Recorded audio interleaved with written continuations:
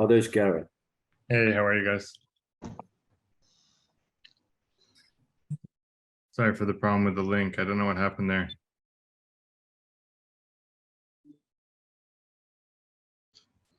Garrett, it seems the link though which you posted now does not lead to the usual registration page. Just letting you know. Oh, thank you for pointing that out. I probably in my haste did not do the registration version, so I'm gonna have to fix it for next time. Thank you for pointing that out. Yeah. Wonder if there's a way to change it to make it include that. I don't know if you can do it after you, I don't know. Yeah, After you already started the meeting. it took me a while to figure out how to set that up the first time, and I don't know why it broke. But probably now's not the time to figure it out. I'll write a reminder to myself to figure it out another day. And thank you for pointing that out. Sure.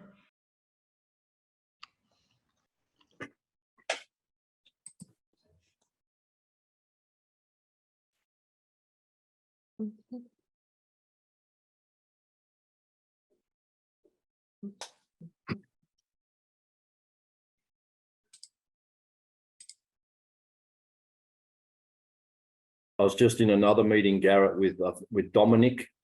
I think it's the same Dominic. It is indeed. Hi again. Hello. We had a good discussion about human nature. Yeah, we did. Which is an interesting topic. And how perilous it is, how fickle we can be.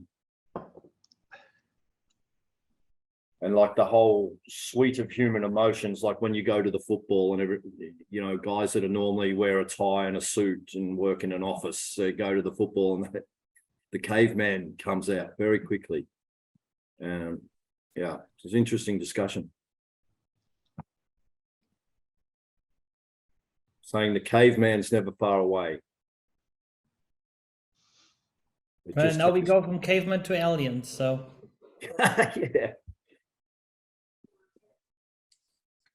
They might have gone beyond cavemen. Well, we always assume that aliens are ahead of us, but maybe that's also questionable. Yeah, I'd argue some are ahead and some are behind. I don't think we're the total front runners nor the very last in line. So it's just if they've gotten here, I guess you could assume they're smarter than us. Yeah, I think at least the ones that have gotten here are, right? So since we really haven't gotten very far. Yeah. They haven't gotten here yet. And the notion that they have come and simply flown by or flown through the atmosphere and not landed at the at a parliament or at the residence of a head of state, or not tried to speak with humankind, it seems rather implausible, highly implausible. So however, we'll have some video. We'll have some video later that I would love for you to explain if indeed there is no presence of aliens having been detected on Earth, because I don't know where these videos came from that were released by the government, but maybe you have a better explanation than aliens. Why would there be? Why would the sightings of aliens all coincide with the rise of cinema and the rise of sci-fi film and the prevalence of the sci-fi genre?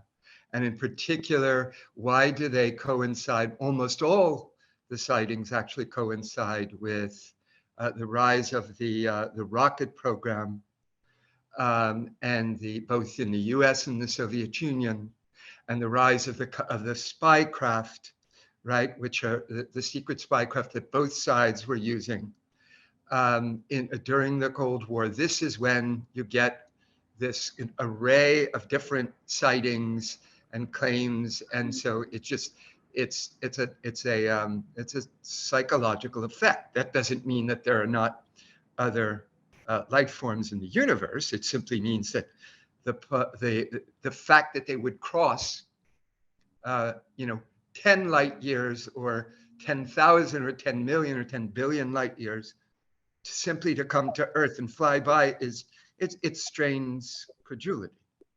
I mean, it's strange that you think that you know that that's what would have happened, or that that would be the limit of what has happened. But let's get into the social and let people introduce themselves, where they're from, and what interests them about the topic. Hi, Garrett. Hi, hello, everyone. I'm Will. I'm on the sunny coast, east coast of Australia, and I'm sort of addicted to Zoom philosophy and Zoom discussion. Garrett, I was wondering if at some point maybe we could just have a poll, like a show of hands, maybe towards the end of the meeting, where you can only vote yes or no. If you had to bet the farm on it, would you say aliens have visited us or not? I'd like that'd be interesting. I think to just get a poll, but you can't say I don't know. You've got to. If you had to bet your life on it, would you say yes or no? I wondered if that'd make an interesting. I think it's an interesting idea to do at the beginning of the event and then at the end. So I'm going to see if I can quickly figure out polls. I haven't used them before, so. Or just a show of hands. Yeah. You need to Hi, have everybody. you need to have an I'm answer. sorry. It's impossible to say. Because that's what a scientist would say. It's No, impossible. a scientist wouldn't say it's impossible to say. The scientist would say if you have overwhelming evidence, you would There's rule no them evidence of any kind. None. not evidence of any kind. That's not how science works. Overwhelming evidence. There's no evidence of any kind. So let's, Excuse me. guys, let's not get into the debate right now. You're You know, saying that a scientist would say. Will, I get it, Will. there's no I get it. evidence. He's entitled to his opinion. We can talk about what scientists will say in the discussion portion. You know, so let's let Sunny has her hand up. Has their hand up. So let's let Sunny go. An Welcome. interesting start. Hello, everybody. I'm very excited to see you all. This is a timely topic, whether you know it or not. I'm very, very excited about anything to do with space. Aliens or no aliens, I don't really care. I just really love the subject of astronomy. But at the moment, I'm kind of interested. I came upon ever since the Tic Tac sighting in 2017, that was admitted by the federal government that they didn't know what it was and they could not explain it. I've been like, wow, that is a real indicator that we have in fact been visited by someone. Believe it or not, it doesn't really much matter. But anyway, interesting. Has anyone seen the article on the debrief recently? It just came out yesterday. And I think it's extremely interesting that the lead title is Intelligence Officials Say U.S. Has Retrieved Craft of Non-Human Origin. And the article goes on to name names and give titles of people within the Defense Department that claim that there were craft collected over many, many, many years, and that they are being, how do they say it, reversed engineered. Now, if there's any truth to this, this is like the biggest thing that's ever been told in American in history, all of history. If you know, it could be a crock, but I tend to I'm very interested. I'm sorry, am I talking too much? No, it's okay, Sunny, but do keep it brief because this is just the social. We'll get into the conversation afterwards. But if you could post a link to that, so I would sorry. love to see. I would love to have you share the link for the you know, what news source it was, to know whether it's a credible news source or you know, what news source it was. Surely. So sorry, I tend to yak. Bye-bye. That's okay. That's a good trait. Thank you, Sunny. Joseph, do you want to go next? Sure. My name is Joe Bullock. I'm from just outside of Philadelphia, located in New Jersey. And my interest in the topic is that I don't know much about it. And in the spirit of remaining open to new ideas, I'm always looking to learn something new, and that is, you know, including things that are not of this world potentially. So I look forward to hearing what people have to say on the topic. And one way or the other, I'll definitely hear something that I hadn't heard before. So I'm looking forward to that. Anyway. Great, thanks. Janet, you want to go next? Yeah, hi there. According to like what Will was saying about a poll, you can also kind of do it in the chat maybe. But I was interested in this because there's a UFO museum in Pine Bush, New York, and I went to it. So before going to it, Decoded used to be a TV series, and he did something on it, and he was saying that it might be the government or it might really be UFO, and he kind of left it. But after going to the museum, it sounds more legit. So I'm looking forward to more information. Great, Thank you. thank you. Anyone else want to say hi for the social, maybe where you're from and what interests you in the topic? Just one thing that you could consider, if there's a pause there, I'll say something, that perhaps they haven't traveled billions of light years or millions of light years. They were here before us. They've evolved before us, because there is intelligent life in the sea. Dolphins and whales are extremely intelligent. And why couldn't they have evolved in the sea? Perhaps they dwell under ice caps. 60% of the ocean is more than 1 mile deep.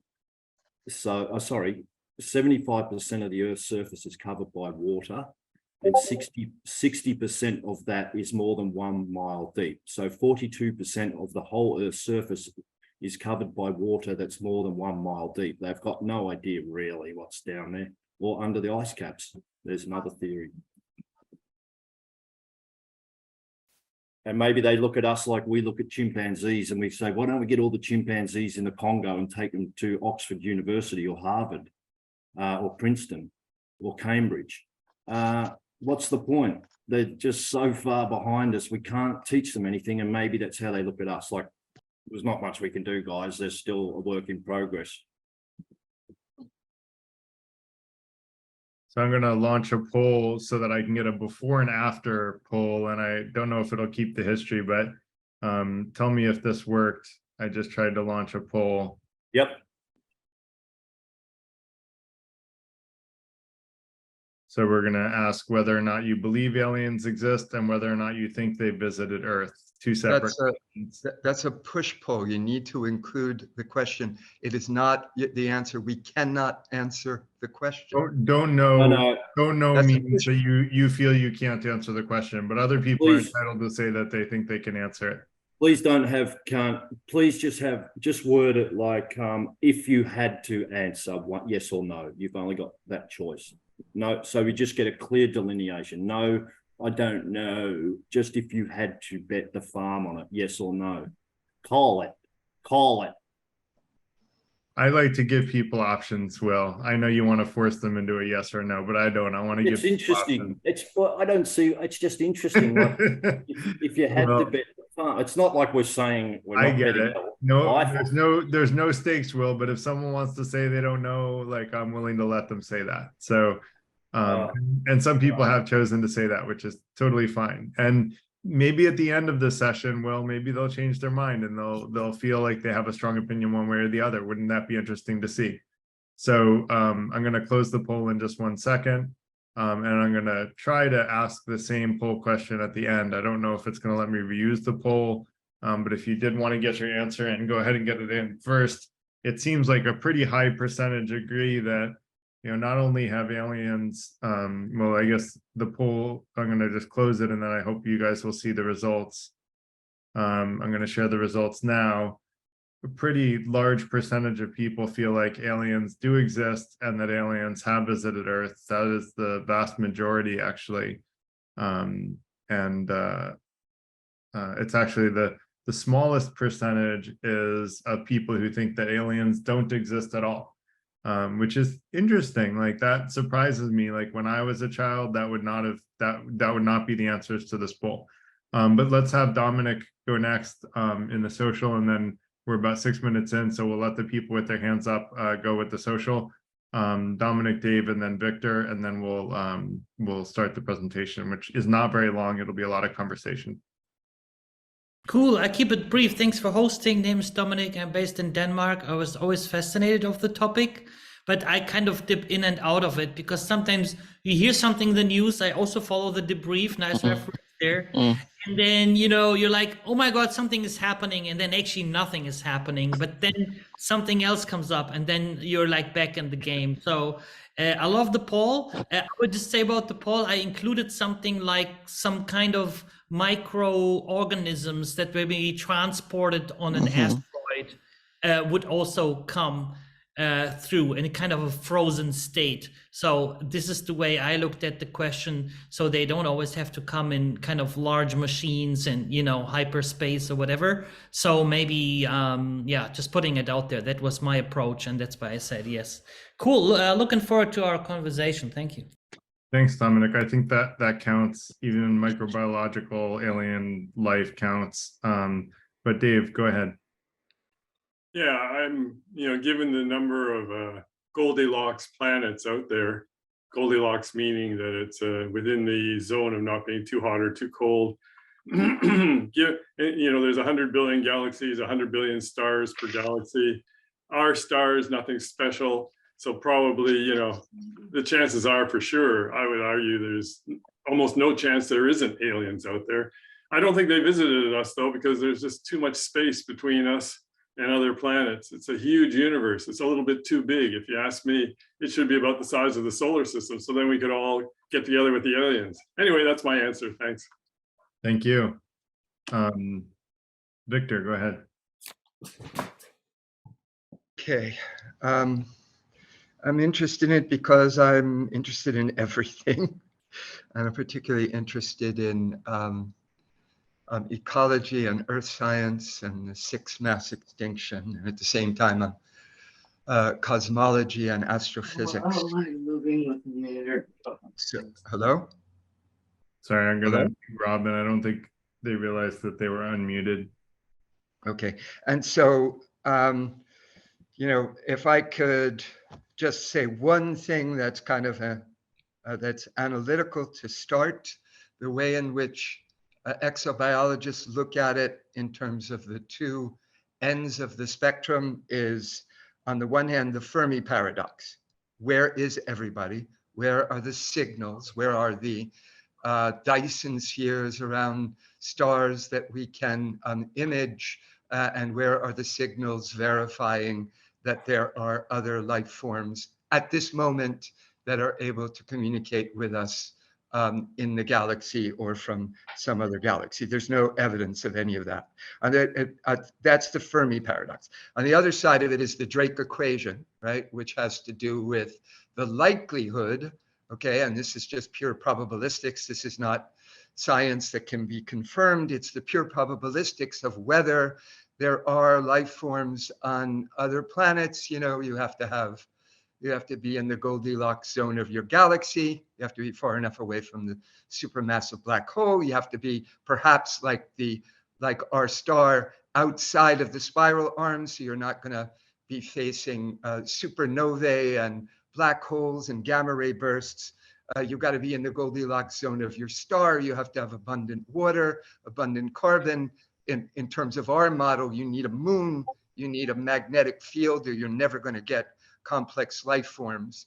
So that if in the Drake equation, the highest likelihood is of simple life forms, and the lowest likelihood is of intelligent life forms, especially when you consider that the Earth is 4.6 billion years old, and it took us until 200,000 to 300,000 years ago to have Homo sapiens. So those would be sort of some of the parameters of the scientific debate. No one who is serious in exobiology is saying that the Earth has been visited by aliens. No one.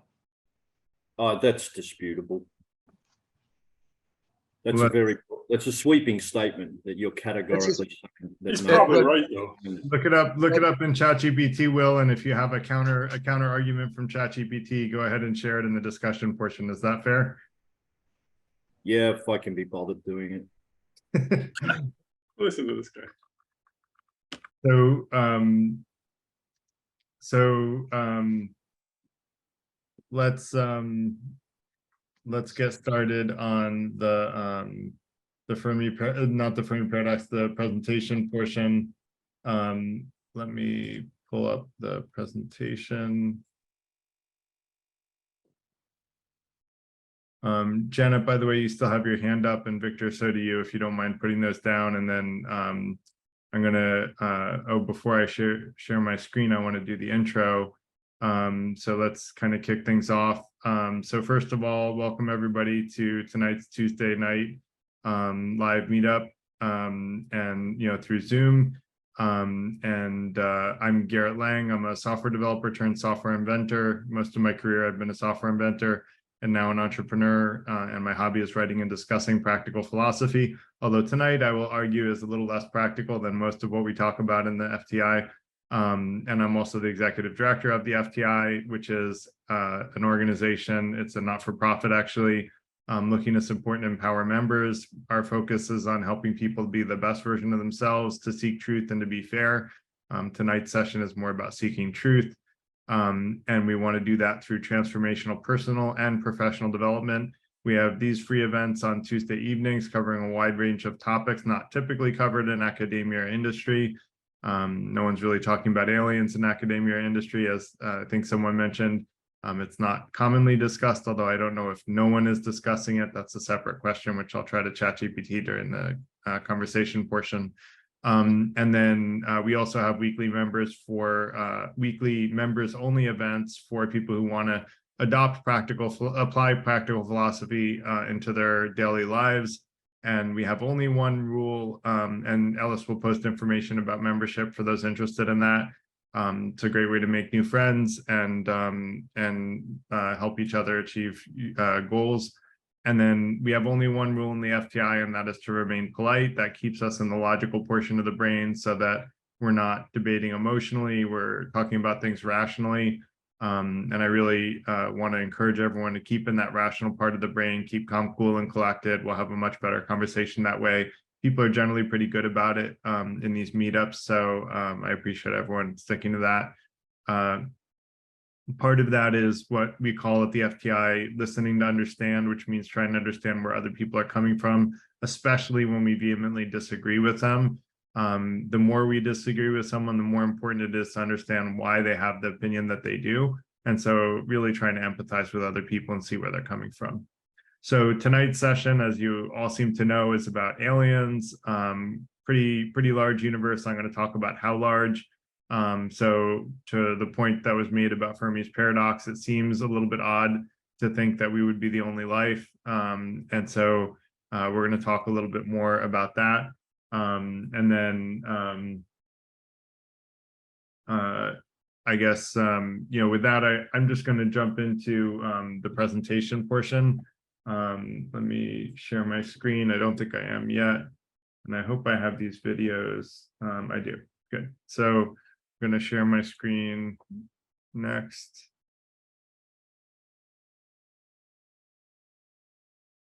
All right. So let me get my window up.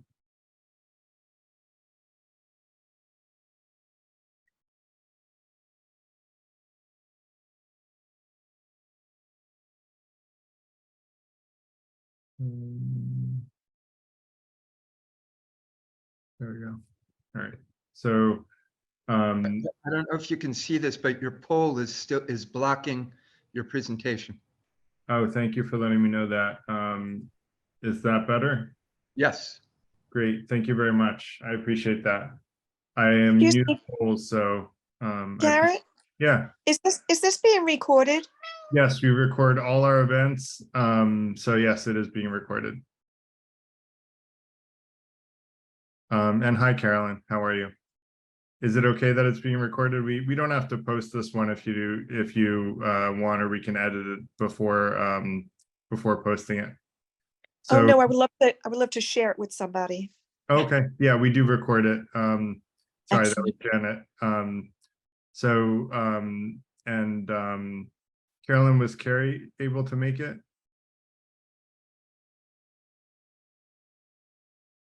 Carrie's working. He Okay, said he would try to join. He's off at 5 no worries. Pacific Daylight, so he said he would try to catch a wave. So, oh, I forgot to mention that, well, we'll get to it in the discussion portion, but we'll have a way to sort of alert, like, just let me know if he comes and I'll give him a chance to talk. And so, you know, for now, the presentation is probably going to be pretty short. So, you know, we'll have a lot of discussion tonight. So that said, let's get into the presentation. So, I'm not going down the too much of the typical path. I'm not using the Drake equations tonight. I'll talk a little bit about the Fermi paradox, but more trying to take a new, more original approach. You know, rather than the sort of typical ways of approaching this problem. So first, I'm going to talk about the size of the known universe, which does relate a little bit to Drake's equation, but I'm just going to talk about the sheer vastness of the known universe. This is the number of planets, 2 with, I believe it's 21 zeros behind it, is the number of planets estimated in the known universe. That's the low number estimated. There are between 100 billion and 400 billion stars in our galaxy, the Milky Way alone. And estimates say there's at least 1 planet per star on average, and that there are about 2 trillion galaxies in the observable universe.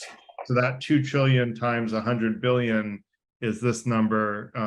And so it's a pretty big number. So to think that out of this large number of planets, kind of unfathomable, quite frankly, unless you're really good at imagining infinity, which I've done a lot of practice at, you know, it's a very large number. And to think that we're the only life in that very large number of planets seems pretty improbable, which is what Fermi was saying. And if I'm right about my hypothesis on the origins of the universe, this is not all there is in the universe. This is just one corner, our corner of the universe. The universe is truly infinite, with an infinite number of planets and an infinite number of opportunities for life, and therefore an infinite number of lives, you know, types of life in this very vast, you know, literally infinite universe. Now, we had another session for that tonight, so we won't go down the infinite universe argument. I made that argument at another event. If people want that recording, just let me know afterward and I'll get it for you. But that said, it looks like I didn't turn off the whiteboard, which I thought I did. Annotate on shared content was still on. So Sorry. That's all right. So let me clear all drawings. There we go. So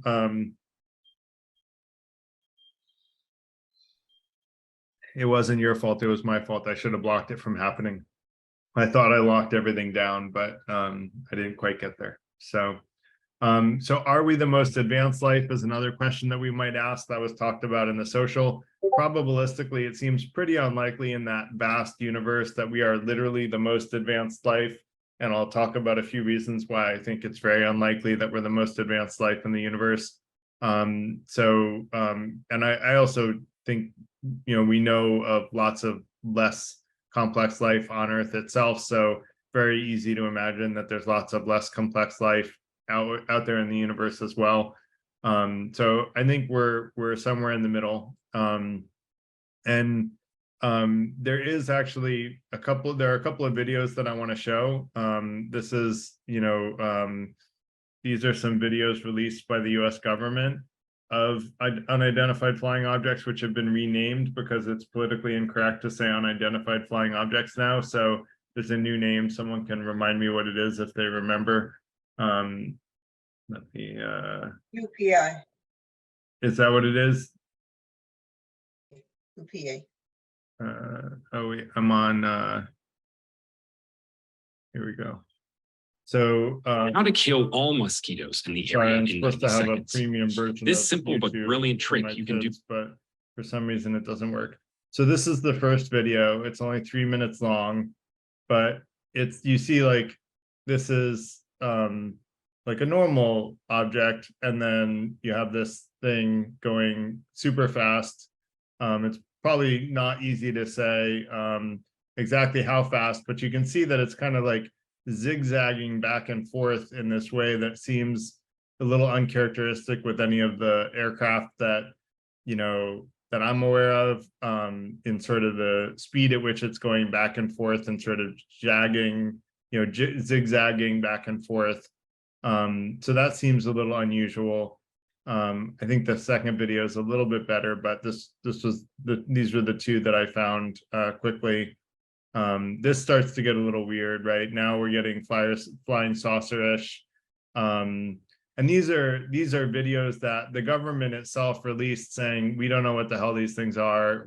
You know, we can't explain what we're seeing on this radar. We see it.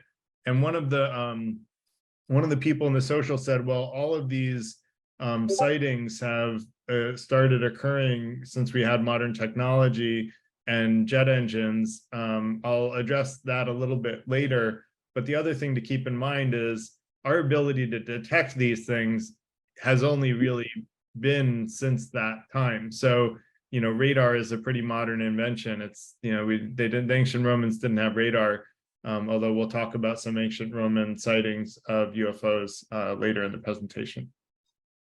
So this is pretty, you know, unusual, like, you know, that the government would release stuff like this on a radar where they don't know what it is, right? They can't explain it. It's going back and forth. Now, I have to say, like, it seems like a weird pattern for an alien. And some people were saying these aliens came and just flew by and didn't do anything. But do we really know that they're not doing anything when they move in this sort of senseless seeming pattern? Like, theoretically, this is something that's intelligent enough to come to our planet from interstellar travel. How much do we really know about them? You know, like, I don't think we should try to assume that we understand exactly how aliens work. So I didn't watch the whole, I didn't watch this part, so. Oh, there's this. This is higher fidelity.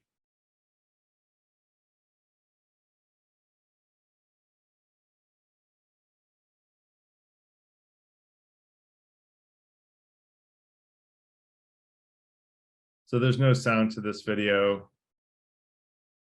And it is on Fox News, which doesn't always, you know, doesn't always report factual information. How to kill all mosquitoes is, in 90 seconds. This simple but brilliant trick you can do tonight to eliminate all. This is government video, so it's not, you know, something that was made up by Fox News. So, you know, it seems like a pretty legit.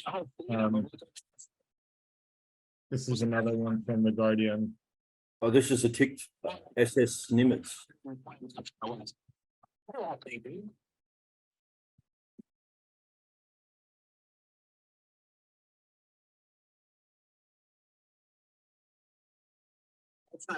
not it. That's not it.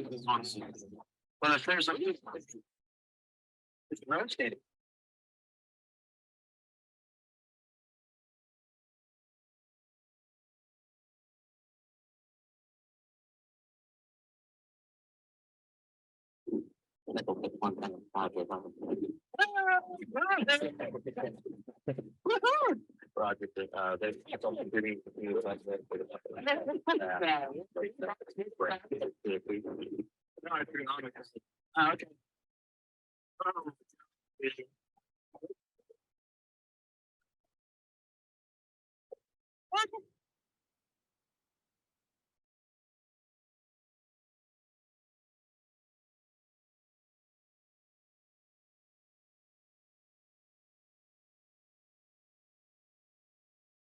So those are some videos that the government has released that they don't know what they are. And, you know, as the US, for those that don't know, our military spends more money on the US military than all of the other countries combined.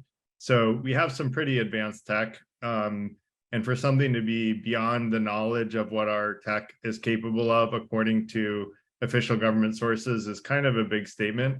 Doesn't mean that China couldn't have like circumvented us with, you know, a tenth or less our military spend and suddenly can go 10 times as fast as us in more maneuverability. Like maybe they pulled it off, like theoretically.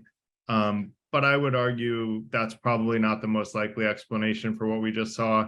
I think given the vastness of the universe, that Fermi's paradox is not a paradox at all. I think that alien life very well has visited Earth.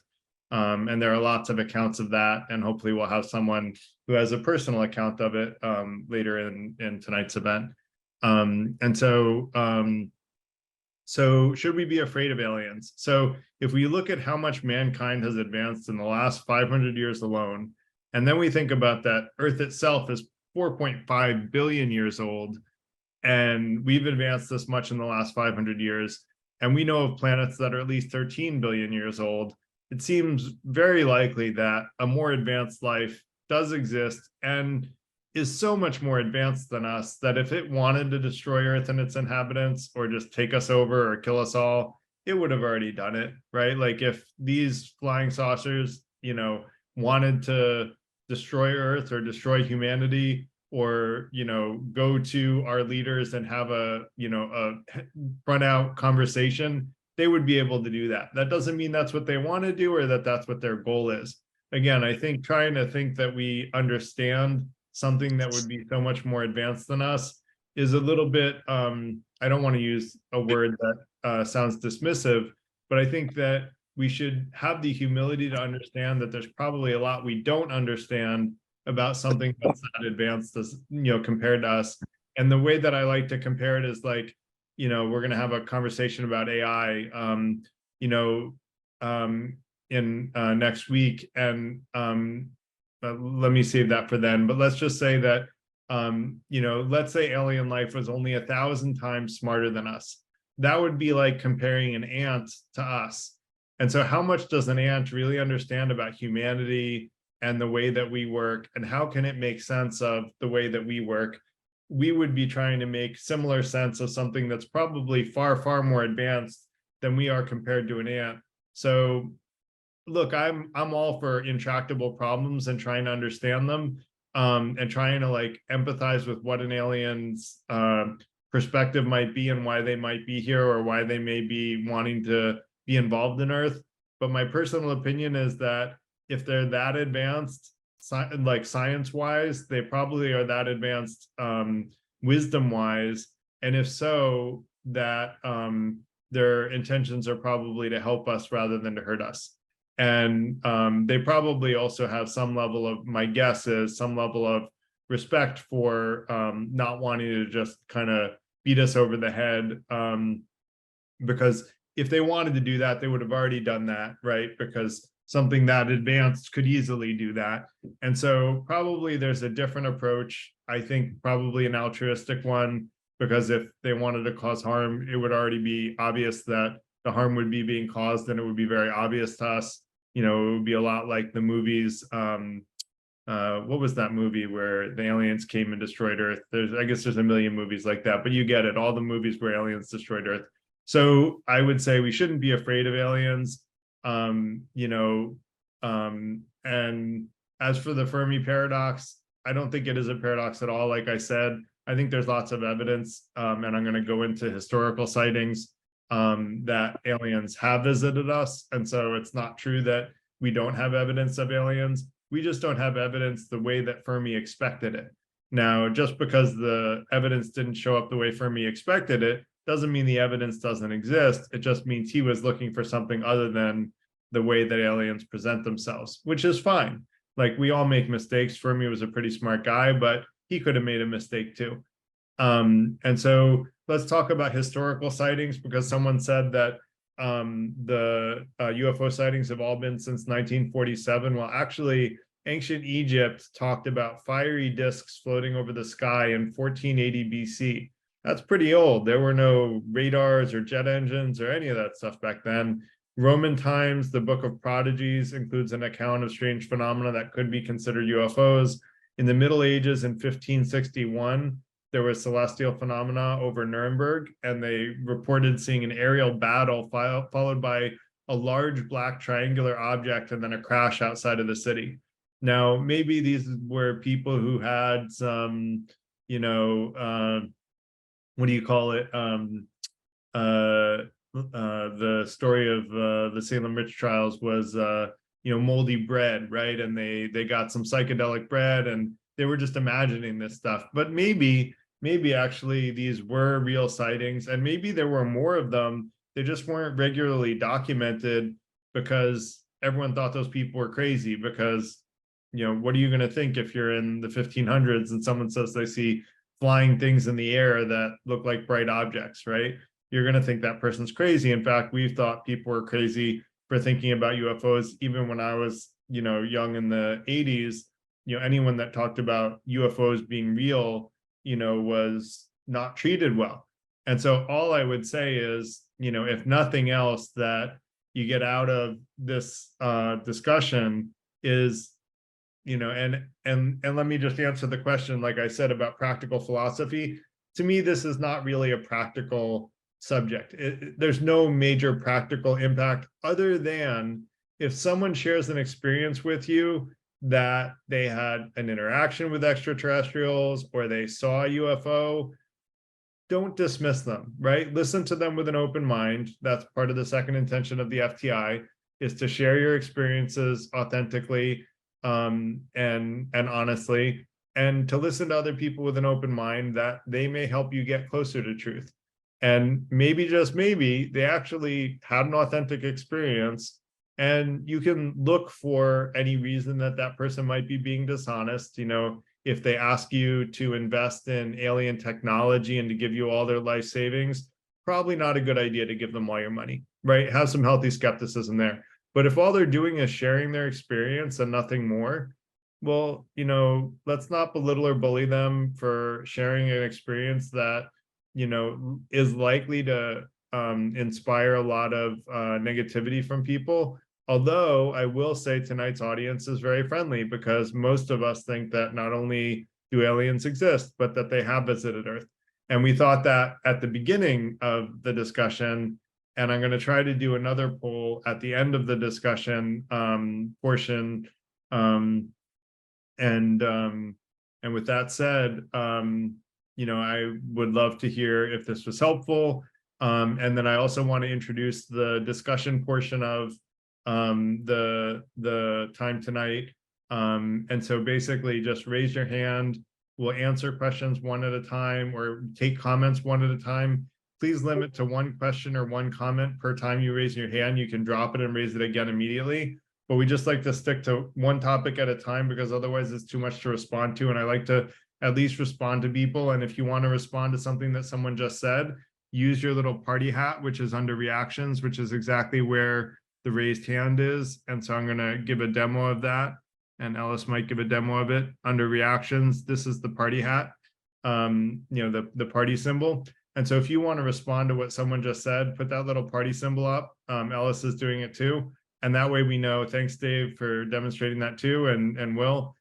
So that will be your indicator that you want to reply to what someone just said, like out of turn, but very quick, please, because it's coming out of turn and we don't want to take forever on one person's comment. But we do want to let people respond and make this very interactive.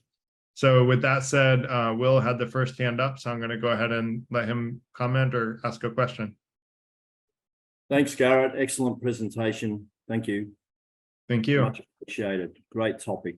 I was just thinking with this thing, with human arrogance, that we tend to think we know it all, and then subsequent generations of scientific inquiry prove just how wrong we got it. And we can apply that to how we historically have seen common held scientific beliefs from hundreds of years ago. We think, like, can you believe they actually thought that? Or they didn't know about television. They didn't know that TV waves and radio waves were abounding. This was possible. Still, most people wouldn't know how television works. They just don't know, but we just take it for granted. If you tried to explain the physics behind a television to somebody from 400 years ago, you'd probably be put into an asylum, saying that somebody could appear on a glass screen in the corner of your lounge room, and they could, in fact, why is Dave waving his hand like that? I'm just wondering, is it telling me to hurry up, or is he speaking to someone else, perhaps? No, I just sort of, okay, your point being. Aha. So that's interesting, Dave, because I've got like maybe 45 seconds into what I was saying. I think I've got 2 minutes. And now you're asking for my point. So one would wonder why I've upset you so. And perhaps you're becoming agitated because you're chomping at the bit to say what you want to say. Well, I'd suggest I don't your have hand a, up. I don't have a hand. I irritate you, do I? The way I'm let's speaking. just let Will finish his thought. So go ahead and finish your thought, Will. We want to hear It's it. interesting. Yeah, I find some people irritating as well. It's interesting that you find me irritating. I Nice, think that's Dave. more Irritated. Let's It's try to interesting. empathize. It's Let's have a guys, fight. It's Guys, the full I'd moon. rather just have a fight. guys, than, let's empathize with each other rather than be irritated by each other. You're both oh, smart. yeah, sorry, this is the free thinkers. I love you, Dave. guys. And so anyway, if we were to try and explain a television to somebody from hundreds of years ago, we'd probably end up in a loony bin. So the point is that in hundreds of years from now, they'll probably be looking at us going, can you believe these intelligent, arrogant apes, narcissistic, destructive apes? That's what they thought back then. I would say that given that our known universe is 13.5 billion years old, there could be civilizations which are billions of years. And as you and I have discussed previously, Garrett, if the Big Bang that caused our known universe, which is 70 billion light years wide, was not local, and in fact, there may have been infinite Big Bangs prior to this moment in time, there could be infinite civilizations. There could be known universes of which we will never see because they're just too far away, and it could go on infinitely. There could be technologies advanced that they don't even need to come here. They could be tuning into our brain waves as we speak, just for a bit of entertainment to see why does Will annoy Dave so much, you know? And you know, so we're just so arrogant. That's what annoys me. Meanwhile, 200 species die every day on Earth. That as man crushes them underfoot, and we think we know everything. Thank you.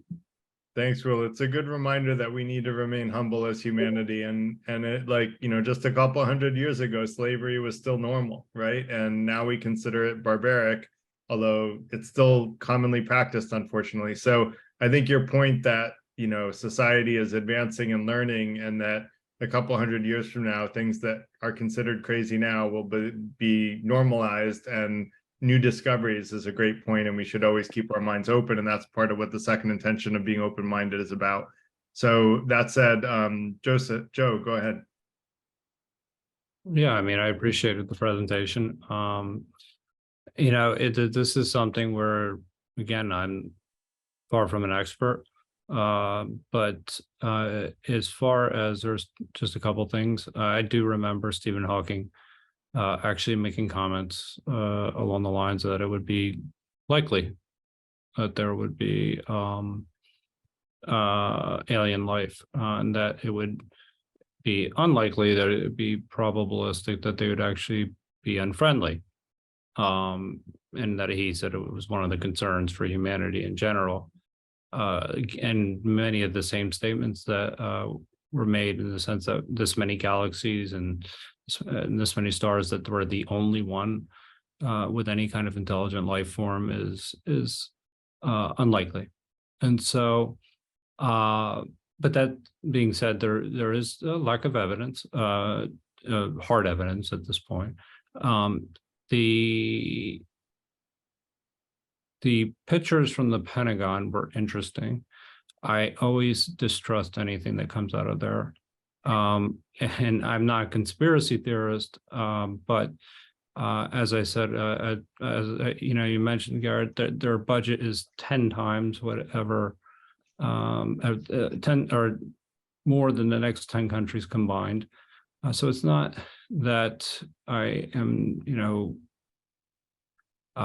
skeptical of their technology or anything along those lines, but I am skeptical that they want more money, and that this could be a way of getting it. So I look at the motivations.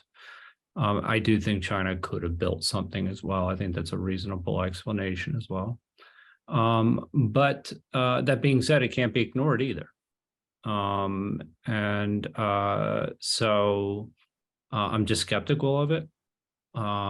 And it will be interesting to see where this goes.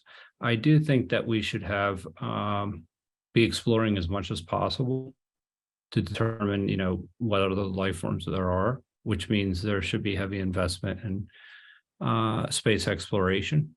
And I think that actually has a lot of value. And so that is something I value for a lot of different reasons. I won't go into that though. But anyway, it was a great presentation. I really think that there's, a lot of questions, but I think this is really a case where, of being open-minded. So that's the most refreshing thing out of this that I can take. Thank you. And that was my goal, is to take a new tact at it.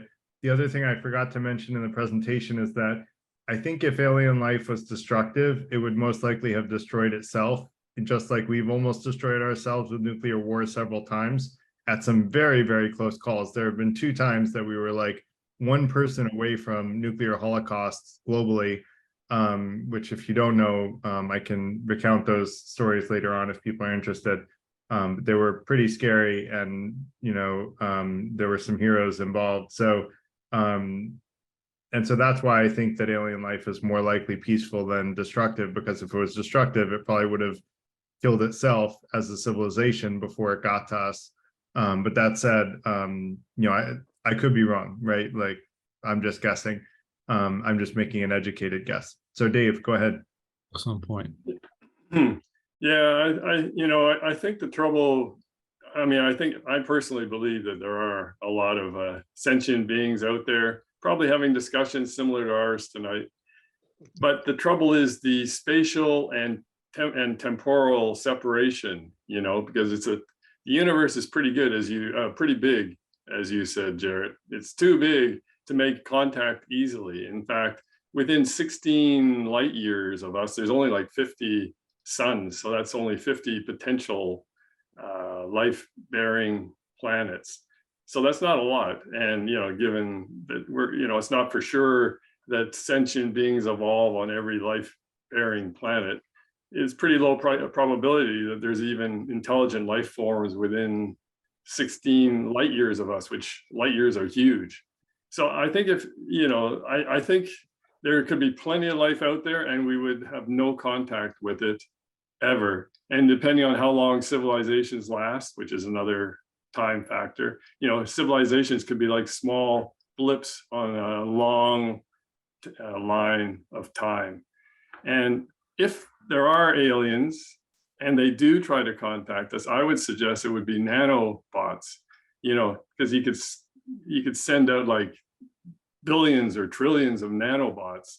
I don't think there'll be guys in flying saucers coming into land and saying, hey, we're from the planet Zetar or something. I think the most likely scenario would be microbots, nanobots, and so far we haven't found any, but you never know. That's all I have to say. So Dave, just a quick ChatGPT comparison for you. About 100 years ago, the fastest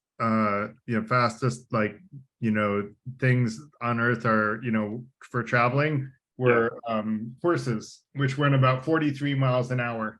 In 2021, the Parker space probe went 330,000 miles an hour. That was in 100 years. We went from 43 miles an hour to 330,000 miles an hour. Now let's fast forward 1 billion years. Yeah, I know what you're saying, but it's not exactly a linear situation.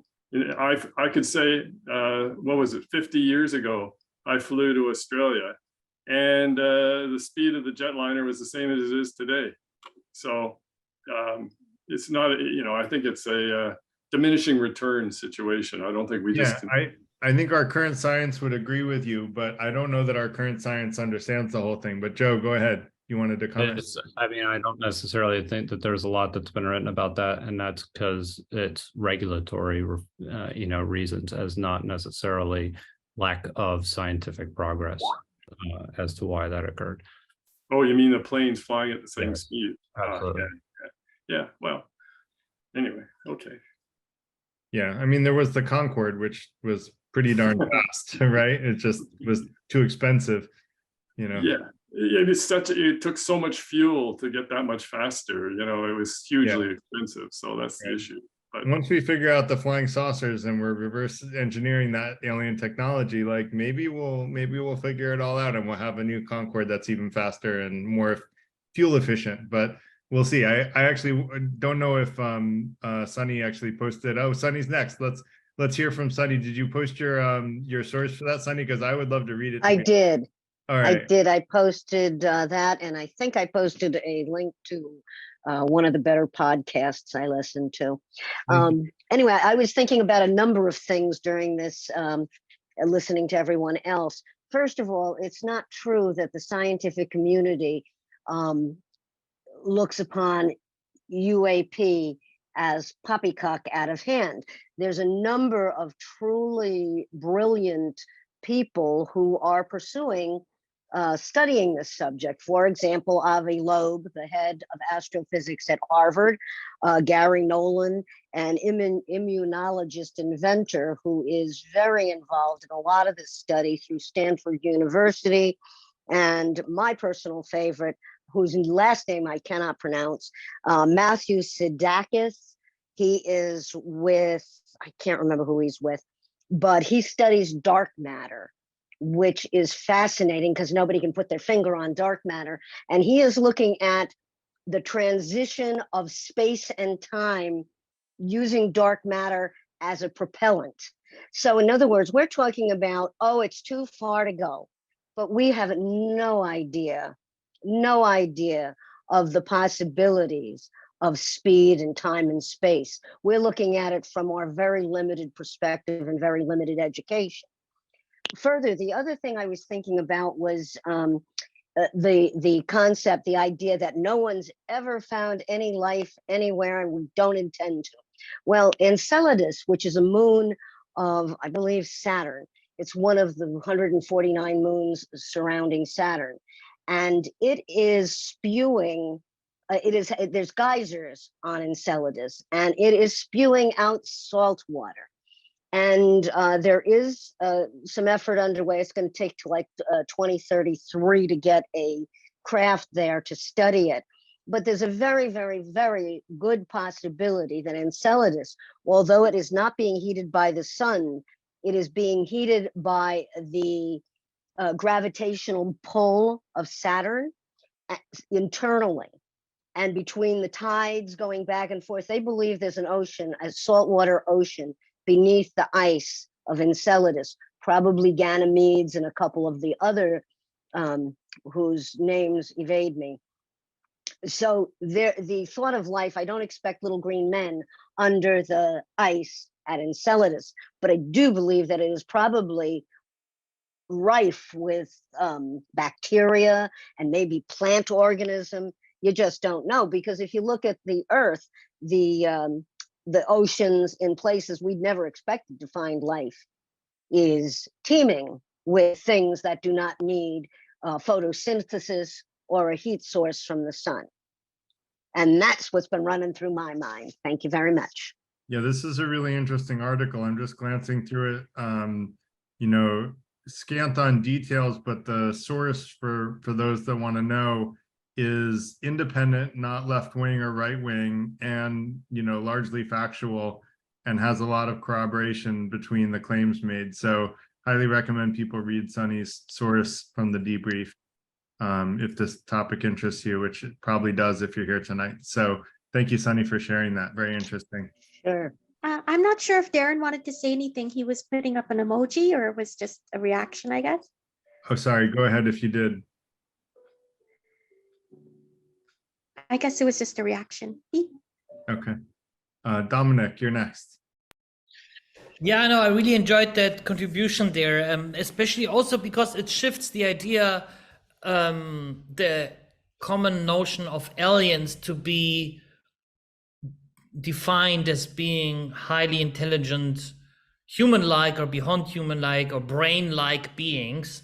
It could be really just, first of all, I think it would be absolutely fantastic if we find a few microbes which did not originate from Earth, as in it wasn't a mistake and they were somehow attached to the material of a, I don't know, you know, rocket or something, and then kind of came actually from Earth, but really originated from somewhere else, or a different other process external to Earth.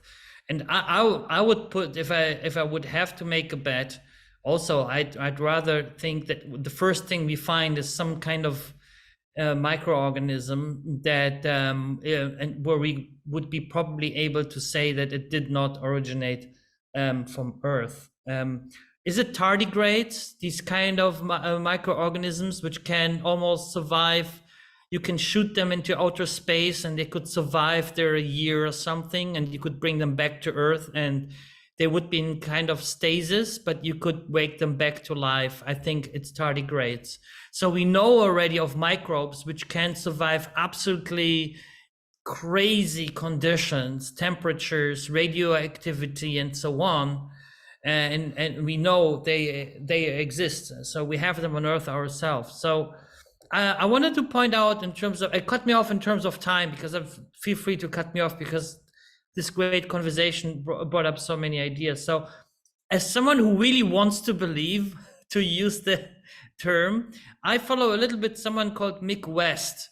He unfortunately gets a lot of hate from the, let's say, UFO community worldwide, but he's really good. He's really drilling in very seriously and very methodologically into debunking UFO news and so on. And in fact, as far as I know, he debunked into one of the last videos that you were showing, which is I think the FLIR video. I forgot the names. They were published, I think, actually in the 90s. And the thing is that they resurfaced decades later, but they're actually older than they actually are decades old. Long story short, he's like doing sort of simulation and computer simulations about camera angles, and he would publish all that. And he found out that they apparently had some kind of new system which would have some kind of balancing mechanism, making the, the radar or whatever it was, technology it was, rotate in such a way that it looks like motion being but it wasn't actually the object moving. It was something to do with how the cameras were installed, how they were rotating, and so on. And the reason why as someone who actually wants to believe that we have been visited is that I'd really like to know. And I like that he's so critical, but also so good. So I encourage actually everyone who wants to believe to actually follow these debunkers, because if then someone like Mick West says, I don't know, then you're really onto something, right? If you take the biggest skeptic and they say that they don't know, that really gets me going. That's where I get excited, Totally. So that's my way of dealing with it. I think David wants to jump in. Yeah, Cool. Thank you, Ellis. Go ahead, David. Oh, I just, as you're listening here, if we are the result of life that was in space and came down to Earth, wouldn't that make us aliens? Ourselves? Again, if what? If our life came from the space down to Earth, doesn't that, in a sense, make us aliens, alien life? Yeah, and that we would have originated, from somewhere other than Earth. Yeah, I thought about that when I was younger. It's like maybe the Bible is a story of people that landed here, from space, and that's why people live to 130 years or 200 years old. There's that possibility, but I think it's unlikely. We have a lot of explanation for Earth's origins, and even the origins of bacterial life on Earth. We have a pretty good explanation of how life on Earth actually originated. So there aren't a lot of major missing pieces that make me think that that's a likely hypothesis, but it's still fun to think about. So go ahead. And if that microbe came down to us, that same microbe could come down on another planet. Yeah, and you know, if there are microbes on asteroids that hit Earth and then, you know, seeds some sort of life on Earth, you know, that's a possibility, you know, as well as the current origins of life hypotheses. So let's let AG go next. Thanks, Dominic and David, for your comments. Thank you. This was a very good presentation, and it kind of sprung a lot of thoughts that I had and I have been exploring. So I wanted to, you know, point out that there are a lot of ancient civilizations that have been there, especially in the East. If you check out China or India, and they have a lot of text which talks about humanity being billions and billions of years old, not few thousand years actually. And if you see, there have been a lot of similarities across the world. I was seeing a recent documentary talking about Latin America, where they had Mayan civilizations and even older, which are being said to be like at least 10,000 to 20,000 year old. And some of the structures that they have, especially the temples, etc., they're in the shape of pyramids, which are basically common across a lot of Southeast Asia as well as Egypt and other places.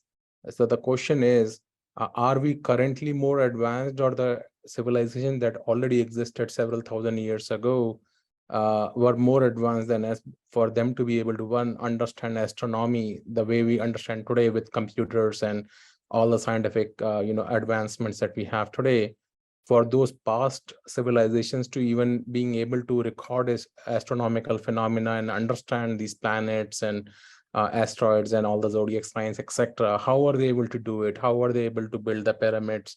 How are they able to navigate these vast, you know, oceans across? Like, there are, you know, stories around, like, people were going from India all the way to Australia, all the way to Southern America, Latin America, etc., even way before Christopher Columbus and all, like, at least the stories that we hear right now as a part of history.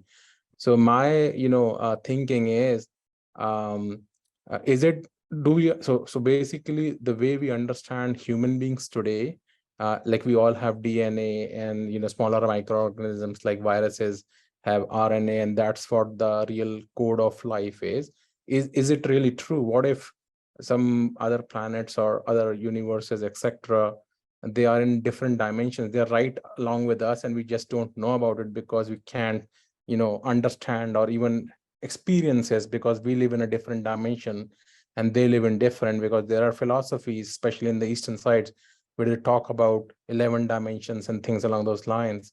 And we could be here right now as we are speaking, and in the same time we can have multiple other dimensions that we have no clue about, because we can't realize, because that's a completely different realm.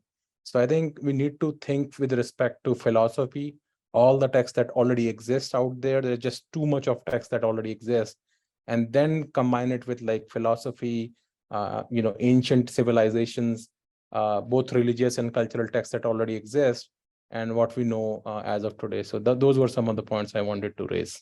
Thank you. Really good points. And there was a PBS series about a decade ago called Ancient Aliens that sort of talks about early civilizations and how there could have been alien influences assisting them. And I will say, as someone who's been to the top of Machu Picchu and seen some ridiculously huge stones that were apparently brought from the bottom of that valley, I'm like, how did anyone move something this big at that time?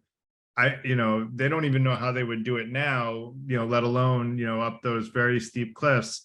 And, you know, people did it, you know, 1,000 years ago or whatever the exact time was, I forget, but it was a long time ago when they had, you know, far inferior technology. And so some of the stuff there aren't good explanations for. I've heard good explanations for the pyramids. I've heard good explanations for, you know, the land bridge, you know, to cross over from Eurasia to North America back before, you know, in earlier times. So there are explanations for some of these things, but there are also ones that there are no explanations for now. As Will said, maybe there will be explanations for them later, but, you know, alien assistance is a possible explanation as well that I think should be considered. The other thing, I'm really glad you talked about higher dimensions. I'm going to do an event on higher dimensions. The first philosophy essay I ever wrote was on a theory on higher dimensions, which is an alternative to string theory. And so I want to present that to the group and get feedback on it. So that said, I want to let Will go, and then Mike will go after him. Thanks, Garrett. Yeah, I was thinking about what Dominic said and what Sonny said. Sonny was talking about black energy. This is another example of human arrogance. We sort of jump up and down and say we know it all. Usually the male of the species says we know everything, just about know everything now.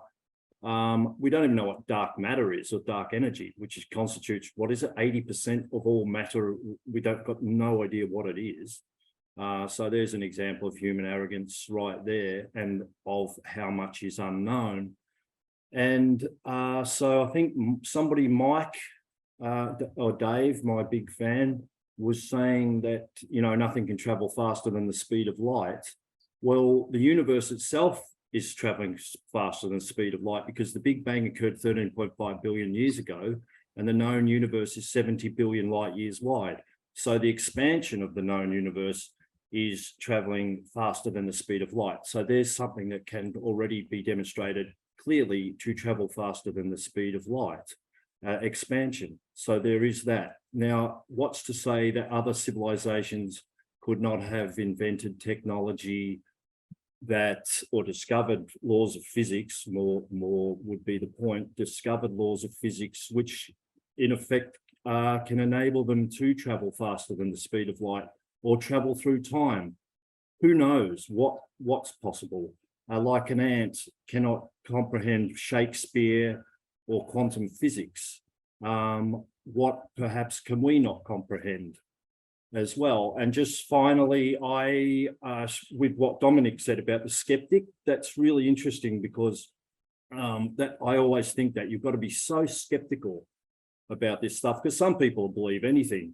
You know, they believe in the healing power of crystals and things like that, which is obviously just psychosomatic, but placebo effect, which is very effective anyway. But you've got to be so skeptical. So I'll just finish. I know I'm going close to my 2 minutes, probably over it, but I was watching a TV program here in Australia called the 7:30 Report, and it was a very conservative program, usually interviewing the Prime Minister and politicians and about politics. And at the end of it one day, they had to show a segment on a woman. It was the most widely documented case in Australia of alien abduction. And it was near where I live, near a forest I used to run through at night for a buzz. I used to run in the middle of the night through the forest in the pitch black, preferably in the middle of winter. And it was quite exhilarating. Next thing, they're saying that aliens had abducted a woman near there. So I rang the program to get the telephone number. They actually advertised the telephone number of the people to speak to as the Australian UFO Society. And the guy who I got through to was an astrobiologist, professor of astrobiology. And he said, which reminded me of what Dominic said, you need to be more skeptical than the skeptic. And he said, when you filter it through that finest prism of skepticism, you get that one little grain of sand that we just don't know, we cannot explain. And that's why it's interesting to be skeptical, I think. And I'll shut up because I'm starting to annoy myself now. We always like to hear from you, Will, but I don't know if a study on crystal effectiveness has been done. I'm going to actually look that up on ChatGPT to see whether or not it's been studied. Until it's been studied, I'm not going to dismiss it as crazy, because you never know. There's a lot of stuff, like you said, Will, that we thought were crazy at one time and turned out to have an actual value, and like things that we thought were, there have been studies that show that plants actually scream before they're cut, and that they perspire before they're cut. And so plants may have some very, very limited form of sentience. So there's all kinds of very unusual things that are not fully understood yet, and crystals might be one of them. So, but great comments, and I want to let Mike go next. Well, crystals might be one of them. Plato's Cave has an interesting thing to say about this, that the reality is not what we think it is. And so we, along those lines, when you say traveling to a planet 65 billion light years away at the speed of light, is not possible. There's lots of things that occur faster than the speed of light. There's lots of things that appear to violate quantum physics and Einstein's theories. One of them is quantum tunneling, that things go through a barrier instantaneously that's too high to cross, and that's one of the shut up and calculate measurements says that's how the radio that's tuned into in your cell phone that listens to 3 towers simultaneously, and radio stations and Bluetooth simultaneously operates with that kind of story. There are 5 stages of civilization that are talked about in by some of the people who know, a guy named the Kardashev scale.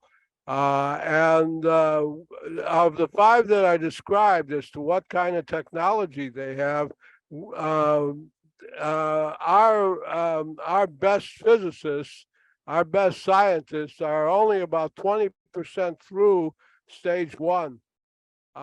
If we wanted to reach one of those other planets and warp space so that that planet might be sitting in a vase, sitting on your desk, and you can reach out and touch it, communicate with it, is not beyond the realm of possibility. We also assume that life that we know of is carbon-based and uses hemoglobin and insulin and serotonin, and that intelligence is based on the cerebral cortex.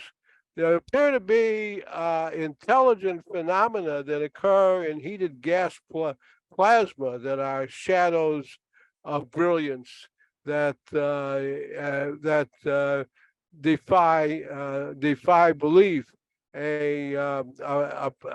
So there may be some form of intelligent life that may have its lifetime measured in nanoseconds and do strange things.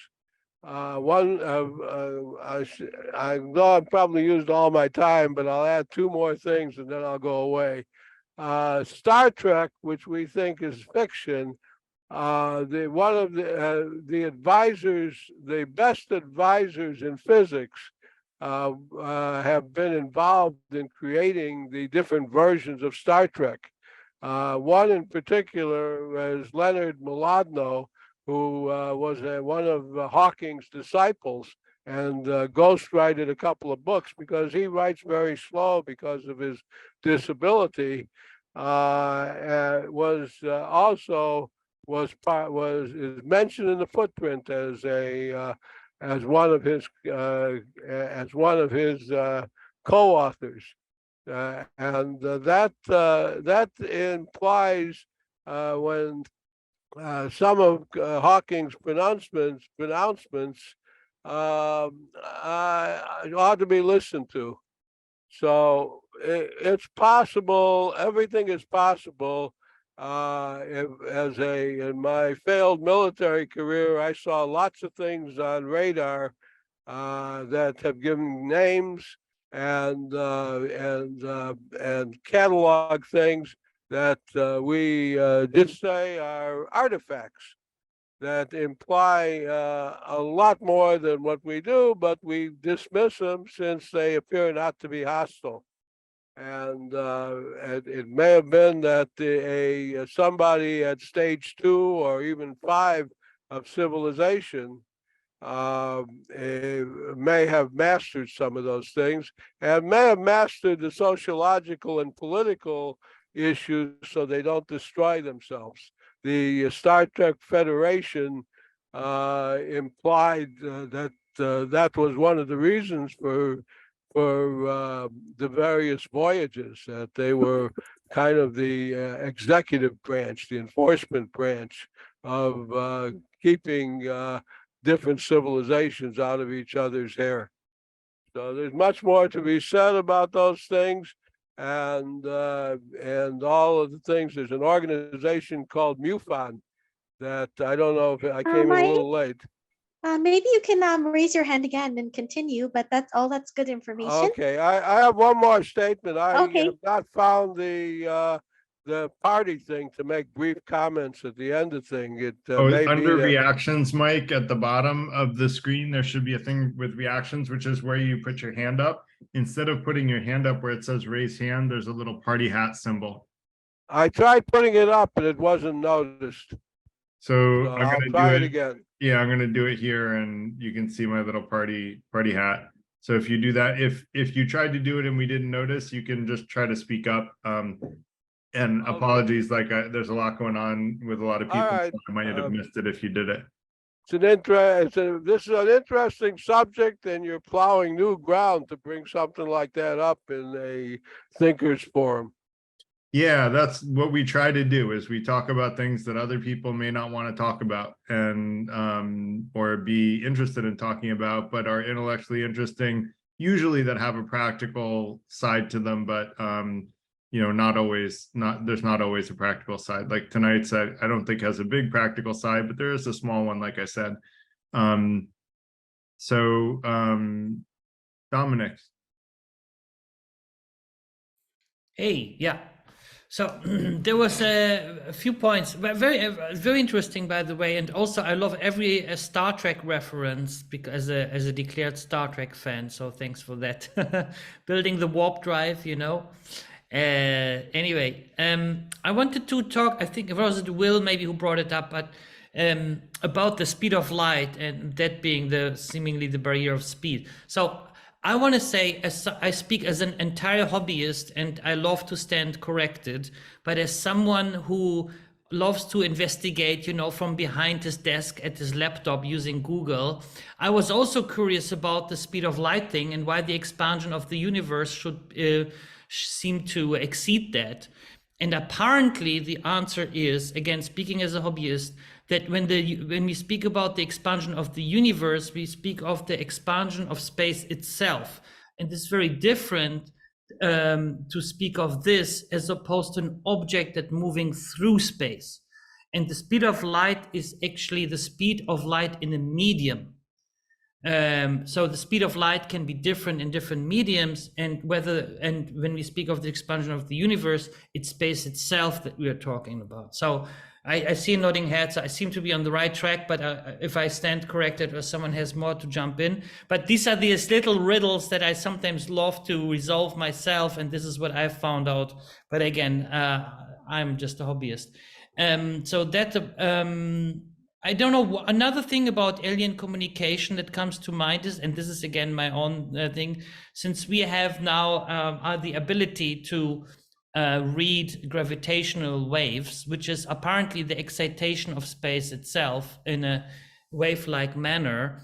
Yeah, I think this is a whole new way. Actually, this was really a huge breakthrough that we can now, you know, from different angles, read that, let's call it vibrations of space, and from that conclude what happened, you know, somewhere far away, billions of years ago, and so on. But I sometimes wonder, could this be a communication mechanism of some sorts? But I haven't finished that thought really, but I like to practice a little bit of science fiction sometimes in my own head. So I'm just sharing that. And another thing I wanted to bring up, the whole, let's say UAP or UFO topic, how it's referred to traditionally, I find it so interesting also for other reasons, which is, for example, just problem solving skills, you know. If you look at, I think another speaker brought up the Drake equation, and I think you had it briefly there in your slides as well. It's like, if you have no means to really investigate that properly, like through observation, I know we have the videos and so on, but let's say even, would there be a way to answer this question by means of reasoning? And I find it so interesting because, yeah, I see you're shaking your head there. You would think no, all right? You would think no. And to me, the fascinating thing is that if you look at the Drake equation, it's a pretty reasonable way to think. If we take certain parameters, you know, how many planets could there be in the Goldilocks zone, the whole thing, like where the planet, how far is it from the sun, and so on. If we take all these parameters and we assume the worst case, where would we arrive, you know? And I already love that. It's like, and the same is like this. I heard that in Google interviews. I tried to once get an interview, a job interview. I ended up with something else nicely, but apparently they ask you questions like, how many people are sleeping right now, right?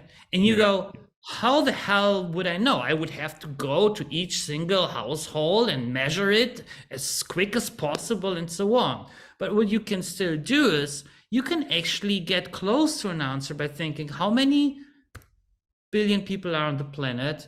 Where's it day right now? Where's it night? You know, and you can take a few parameters and build your own Drake equation and make a reasonable estimate.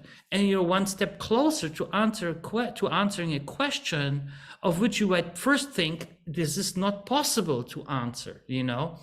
And this is why I also find the UFO phenomenon so interesting, that all these kind of problem solving methods came up, like the Drake equation, or where the hell is everyone, you know, which is just a very interesting way of methods of problem solving in itself, I think, and a lot can be learned from that. So yeah, that's just another angle maybe to look at the topic. Yeah, I agree, Dominic, and I think, you know, breaking problems down and making solid assumptions on each piece is a great way to tackle problems. That's what I was taught to do as a computer scientist. And I did get past the first round of Google interviews before I got an offer from PwC and Google. And they asked a similar question to that, like very, you know, how much money does Gmail make? I think they asked me, you know, pretty big, meaty question. And yeah, I guess like it's actually the conversation on dimensions is going to be an example where I did that for higher dimensions, is sort of breaking a problem down one step at a time and tackling it that way. So for anyone interested in that, we'll probably do that in a month or so to talk about higher dimensional spaces, which also has very little practical reality, although practical implication, but there's a little bit, which we'll talk about then. So thank you for your comments, Dominic. Always good to hear from you.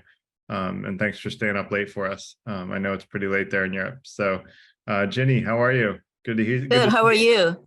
Good. I just wanted to follow up to what comment you made earlier, and I didn't want to break in. And when you said something to the effect that the sentient beings of plants, trees, and I don't know if you've heard that another sentient quality that trees have is that when they know they're dying, they will send the nutrients from itself to an offspring that may be 20 feet away, even though there's another plant 3 or 5 feet closer, you know, nearer to the tree. You've heard of that? I have not right? heard that. That's fascinating. Yeah. If you have an article about that, Ginny, send it to me. I would love to, have that in my records. Okay, well, I listen to NPR, and the scientists who have studied extensively on plants and trees and all that was talking about that, as well as in a forest, there are only certain number of trees in any forest that is designated as a forest. And because trees know that if you have more than this number, or if you have, then it's not sustainable. So they know how many trees are right for a particular forest. And that's another thing that is just amazing. How do they know that, you know? Right. So I hypothesized, you know, years ago that, you know, 100 to 200 years from now, not only will it be crazy to eat meat, which I still do, and even though I don't want to, I tend to crave it, but I think that plants won't be eaten anymore if it does turn out to be that they're sentient, which what you're saying and what I said sort of make it seem like they are.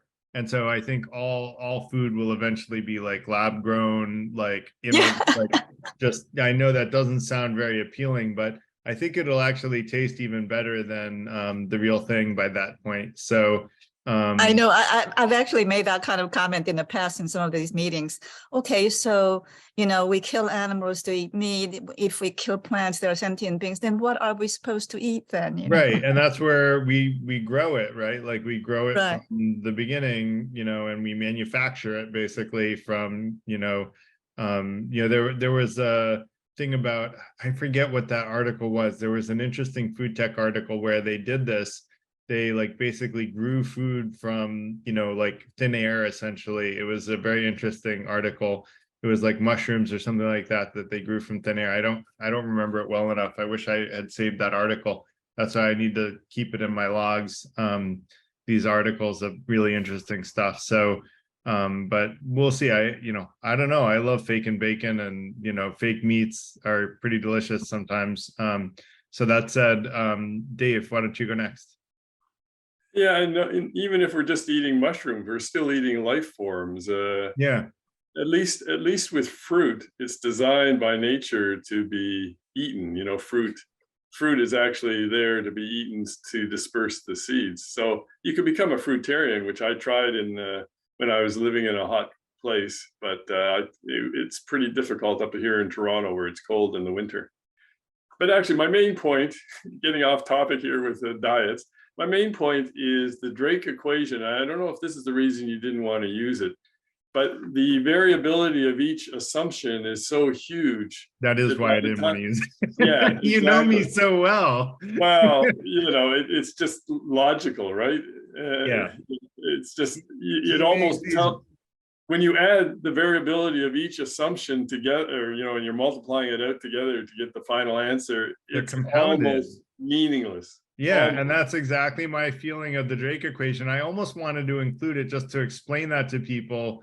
But like, you get it, David. Like the problem with the Drake equation is it's got like 7 assumptions, each one of which has drastically huge boundaries of error. And you're basically just taking a huge swag and then you multiply them by each other. So you multiply all the error. And now you have a swag of 7 swags, which is an even bigger swag, which, by the way, for those who don't know, swag is stupid, wild ass guess. So I shouldn't swear on this, but so in case we have kids watching someday. So but yeah, it's like it's to me it's meaningless, and that's why I just went with like the number of planets, and then just look at the sheer number of planets, and then come on, like with a number 2 with 21 zeros after it, like we can't be the only life. How could we be? Whereas when I was a kid, we all thought it was crazy that there were aliens, right? And no one thought about it that way. But I wrote my essay on why I believe that there are higher powers out there, which is, higher forms of life, a bunch of years ago. And so, but I don't know if that argument had been made before that or not. I hadn't heard it yet. But Dominic, you had a party hat on. You want to say something? Yeah, thank you. I first time hear this criticism of the Drake equation, so I find this very exciting. Wouldn't it still make sense to have just a minimum value? Every formula you can usually do, I think, in at least linear ones, where you can get a minimum value. There must be some value of some benefit from that, especially when numbers are so high. Even you end so the bare minimum, there must be one, so there should be some benefit from that, no? Yeah, you're absolutely right, Dominic. It's a good idea to, okay, let's take the worst case scenario is basically what you're talking about. And in that case, you pretty well end up close to 0, I think, from the Drake. So what does that tell you? I mean, I tend to think not very valuable. I think like Garrett, what you were saying is you just look at the huge number of Goldilocks planets out there, and to think that there's nobody else just doesn't make sense, but we can't quantify it because we just don't know. Hello? I think Janet wants to jump in as well. Okay. I had a question, actually. Ginny had mentioned about plants feeling the pain when you cut them. How is that when you have to prune a plant, though? Is that the same thing or no? So I mentioned that actually. Ginny mentioned some other things that I didn't know about. and I think she had to drop off, unfortunately. But yeah, I mean, it's true when you prune as well, but you know, we can't, like, I don't know, there's just a sort of practical limitation to worrying about this stuff. The way that I look at it is, you know, we had a conversation about reincarnation, and there's actually, it turns out that there's a lot of scientific evidence for reincarnation.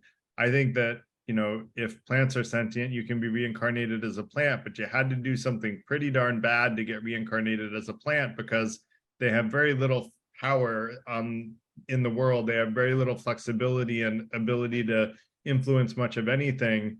And so, you know, to some degree, you can't feel bad for pruning your, not too bad for pruning your plant. Say a little blessing in your mind, but you know, don't sweat it too much, is my opinion. And you're not killing the plant by pruning it anyway. You're just hurting it a little bit, but not in a really biological way per se. Does that make sense? Yeah, because you actually, what you're doing is you're giving it new growth. Yeah, that's a good point, because when you prune it, you are actually helping the plant in some ways, as well as causing it a little bit of temporary harm. And so you're right, there's a mixed blessing there with pruning. I'm forgetting my gardening. I just moved into a house this year, so it's been a while since I pruned. Thank you. Yeah, thank I you. think Will wanted to jump in. Oh, thanks. So just with the plant thing, I mean, I think we're going down Looney Tunes road big time. We're all going to end up in the asylum if we start thinking that we can't eat plants, or plants are going to be feeling pain. Yes, they do demonstrate a miraculous ability to communicate via their root systems.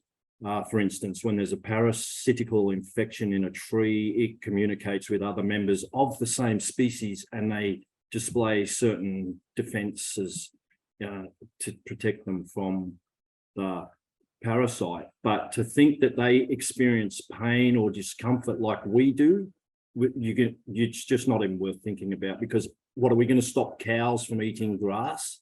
Because cows can't eat grass because they're hurting the grass. You know, like if you go down that road, you just go right round the bend. But yeah. I've given up eating pork because I saw how they slaughter pigs. I won't even say it, it's so obscene, but pigs are very intelligent. They realize what's going on. So they have to combat that with a certain technique they use on the pigs. And if you saw it, you would never eat bacon again. Well, most people probably do, because we just don't really care, do we? Most people, we just eat anything, shove it down our stomach. Anyway, maybe we could have a topic on the ethics of eating other things, and how everything in the natural world is eating something else. I think that would be an interesting conversation. That's a good idea. By the way, Carolyn, I don't know if you wanted to talk about, I don't know if you were there for Carrie's experience, or if he's going to be able to make it or not. I don't know if you wanted to talk. We were there as a family. So do you want to kind of set the stage for where, you know, your story? Carolyn is kind of a guest speaker, and her son as well, we're hoping will come, but maybe Carolyn, if you can share your experience for the audience.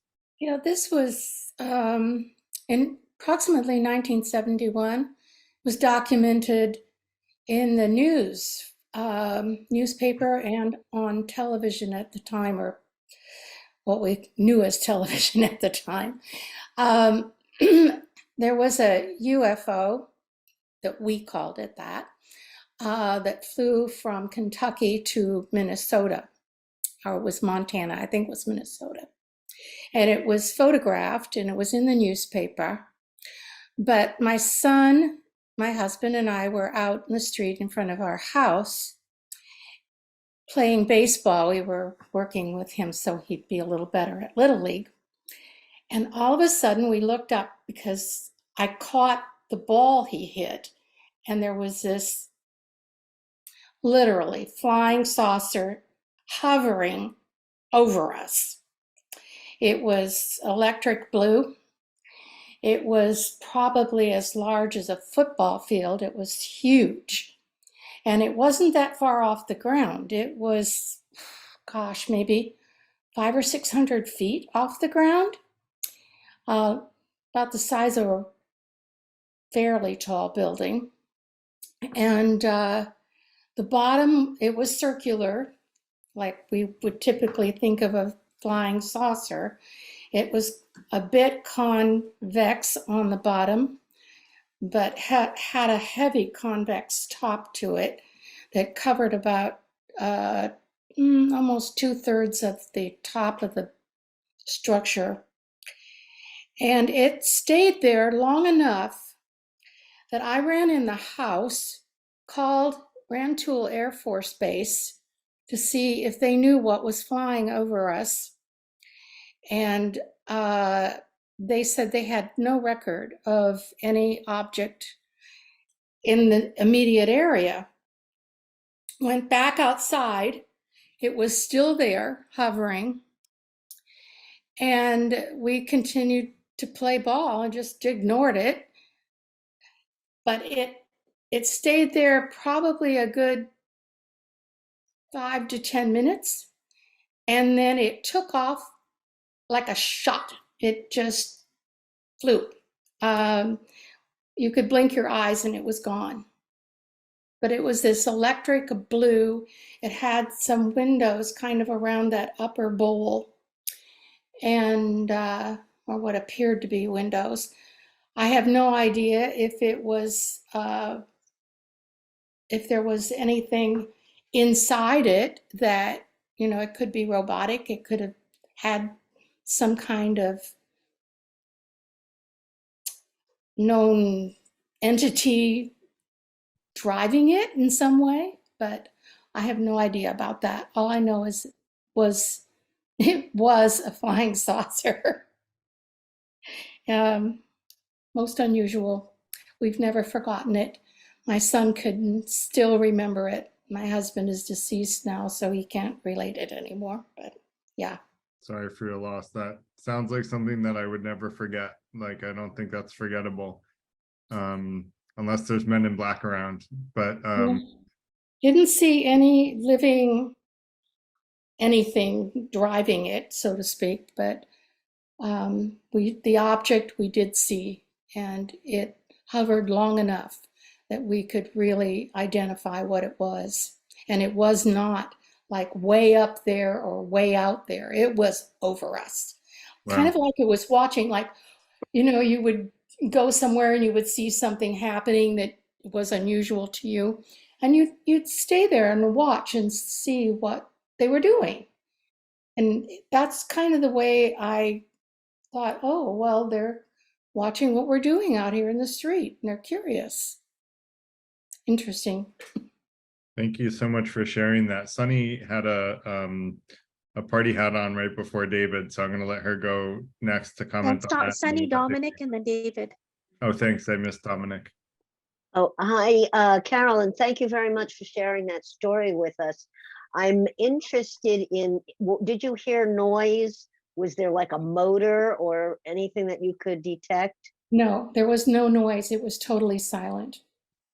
Totally That is silent. unusual. Even when it, you know, left where it was hovering, there was no sound whatsoever. And I can't believe how quickly it was gone and out of sight, just in seconds.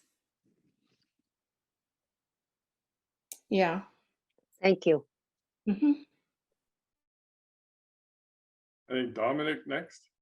Yeah, go ahead, Dominic. Thank you. Brief, Justin. First of all, I really thank you for your report, and I really appreciate it. If also you allow, the question is, there was a moment where you seemed to be feeling very much at peace with, and so you didn't feel a threat, because at some point you were saying that you felt confident enough in the situation to ignore it for a moment and to keep playing the ball game there. Would it be okay for you? I don't mean to put you on the spot. I'm just so curious.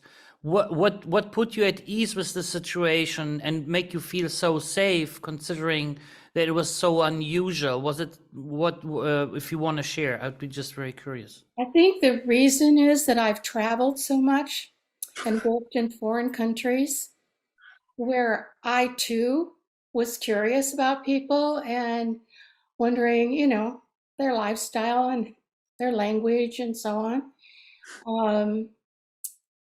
And I knew about flying objects because I'd read about them. I just never dreamed I would ever see one. But yeah, just I think my comfort zone was that same feeling I would have in a foreign country. Thank you.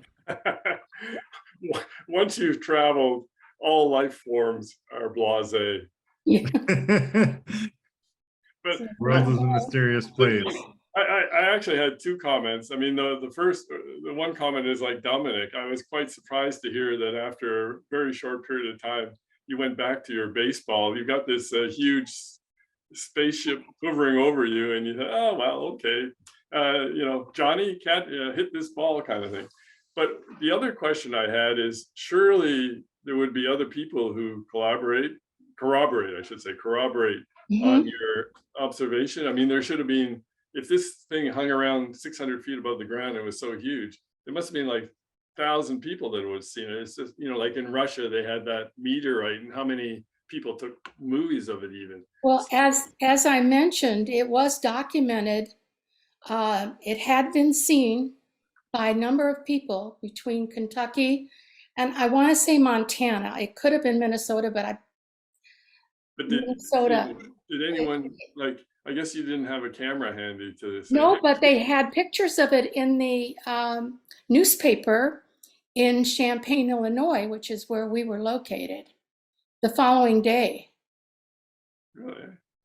Someone had taken a photograph, and it was a photograph that was clear enough and not that far away that it should have been dead clear. It should have been like taking a picture of your car.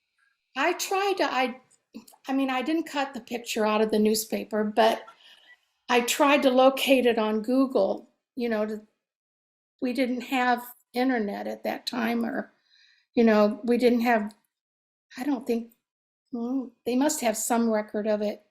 Well, yeah, I would think they'd have In the lots of Gazette, really good. and it was, you know, since it was cited and documented all the way, you know, over a huge part of our country. And yet, you know, I think a lot of people would be skeptical, even though for you, I'm sure, you know, you're not skeptical, but I think a lot of other people would be about what actually happened. But there you go. I mean, it's just like, I remember reading about the miracle of Palma in Portugal. Is that the name of it? I don't know if anyone else has heard of that. You know, the sun moved around in the sky, and literally hundreds of people saw it, but then there was also people who said, I was there and nothing happened. So it's an interesting phenomenon. That's all I have to say. Yeah, it was interesting.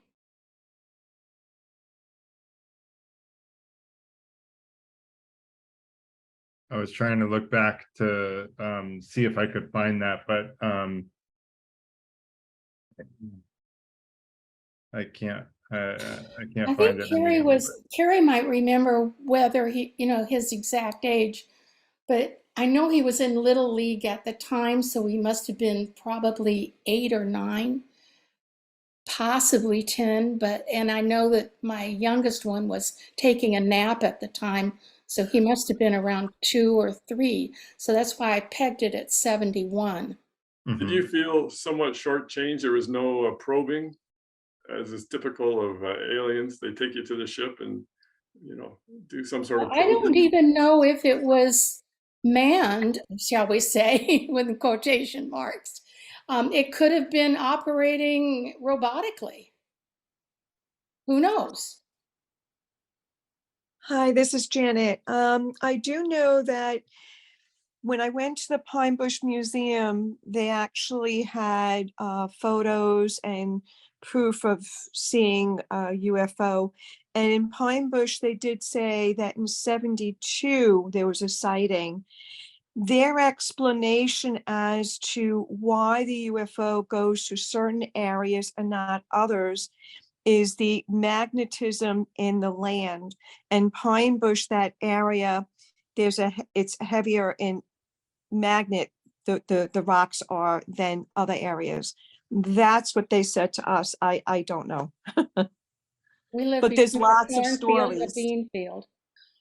So, Yeah, I think trying to understand the mind of things that are so capable that they can fly without sound, something as big as a football field and as tall as a building, might be like, look, I consider myself pretty good at like trying to empathize with complicated subjects, but that's way beyond what I think I can, do very effectively. As far as like, what attracts them to different parts of the world. But go ahead, David. You know what an interesting question might be for this group is, if an alien spaceship came and wanted you to come away for 1 year and then return you, no harm done, would you want to go? Sort of a peripheral to the central idea of the discussion, but kind of an interesting question. Yeah. I'd be curious. In fact, I want to do another poll because we're kind of rounding out to 20 minutes left, because we've had a fair amount of time to talk, is whether or not the answer is different now, between do you believe aliens exist and do you think aliens visited Earth? Let's see if it's any different. I don't know if I'm going to be able to go back to the old results, but I'm curious whether or not anyone changed their minds.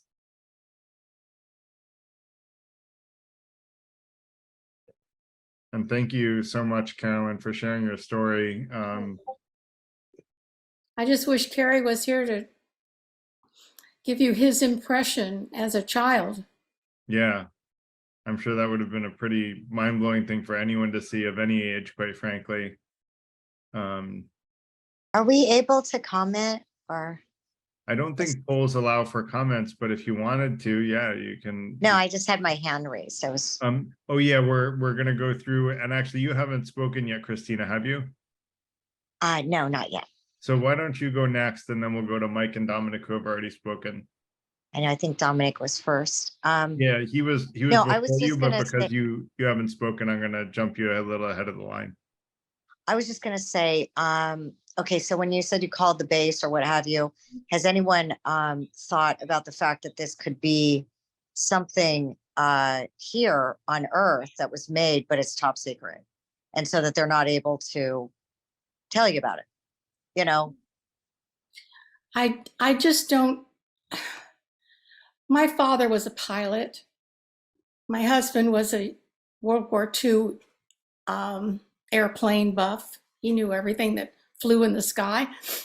And, my feeling is that it was so unique to anything that was on this planet in the 70s that I just don't believe it could have been from here.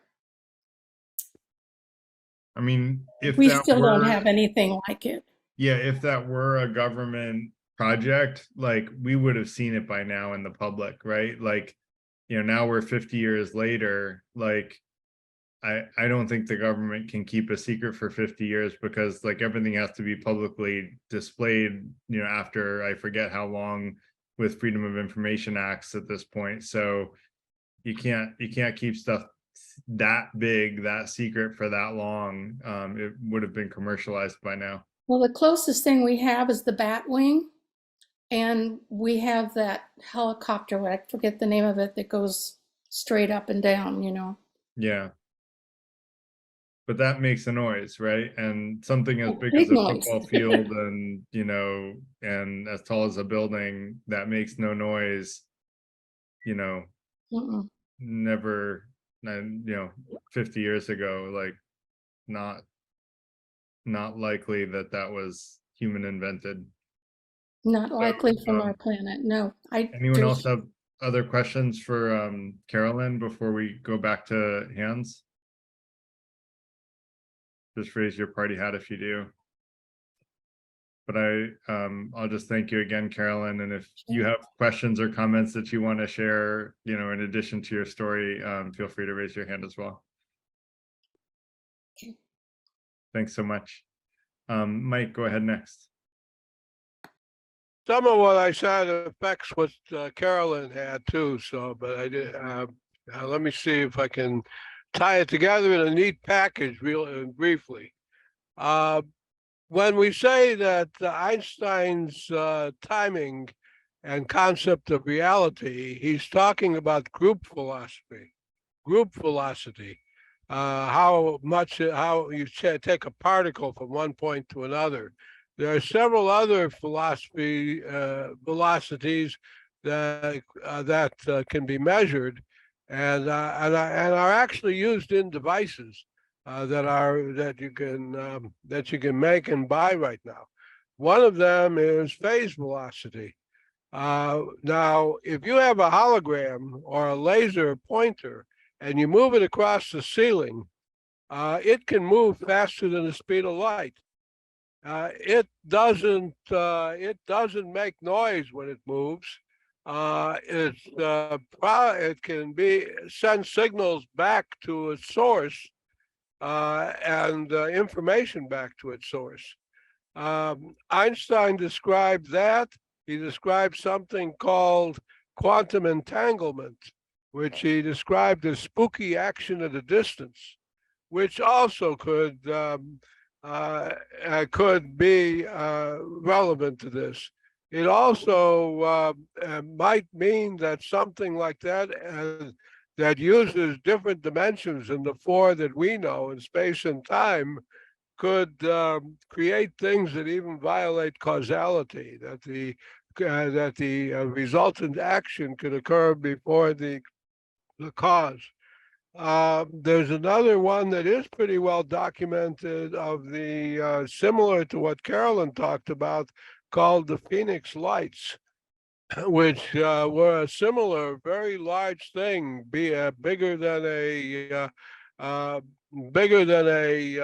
skyscraper that was moving across the sky and at high rates of speed, and then disappeared. And it was hovered over Phoenix for several hours, and they didn't have a useful explanation, but there was a lot of documentation of what occurred, and the thought of it being an interdimensional construct had been raised in that case.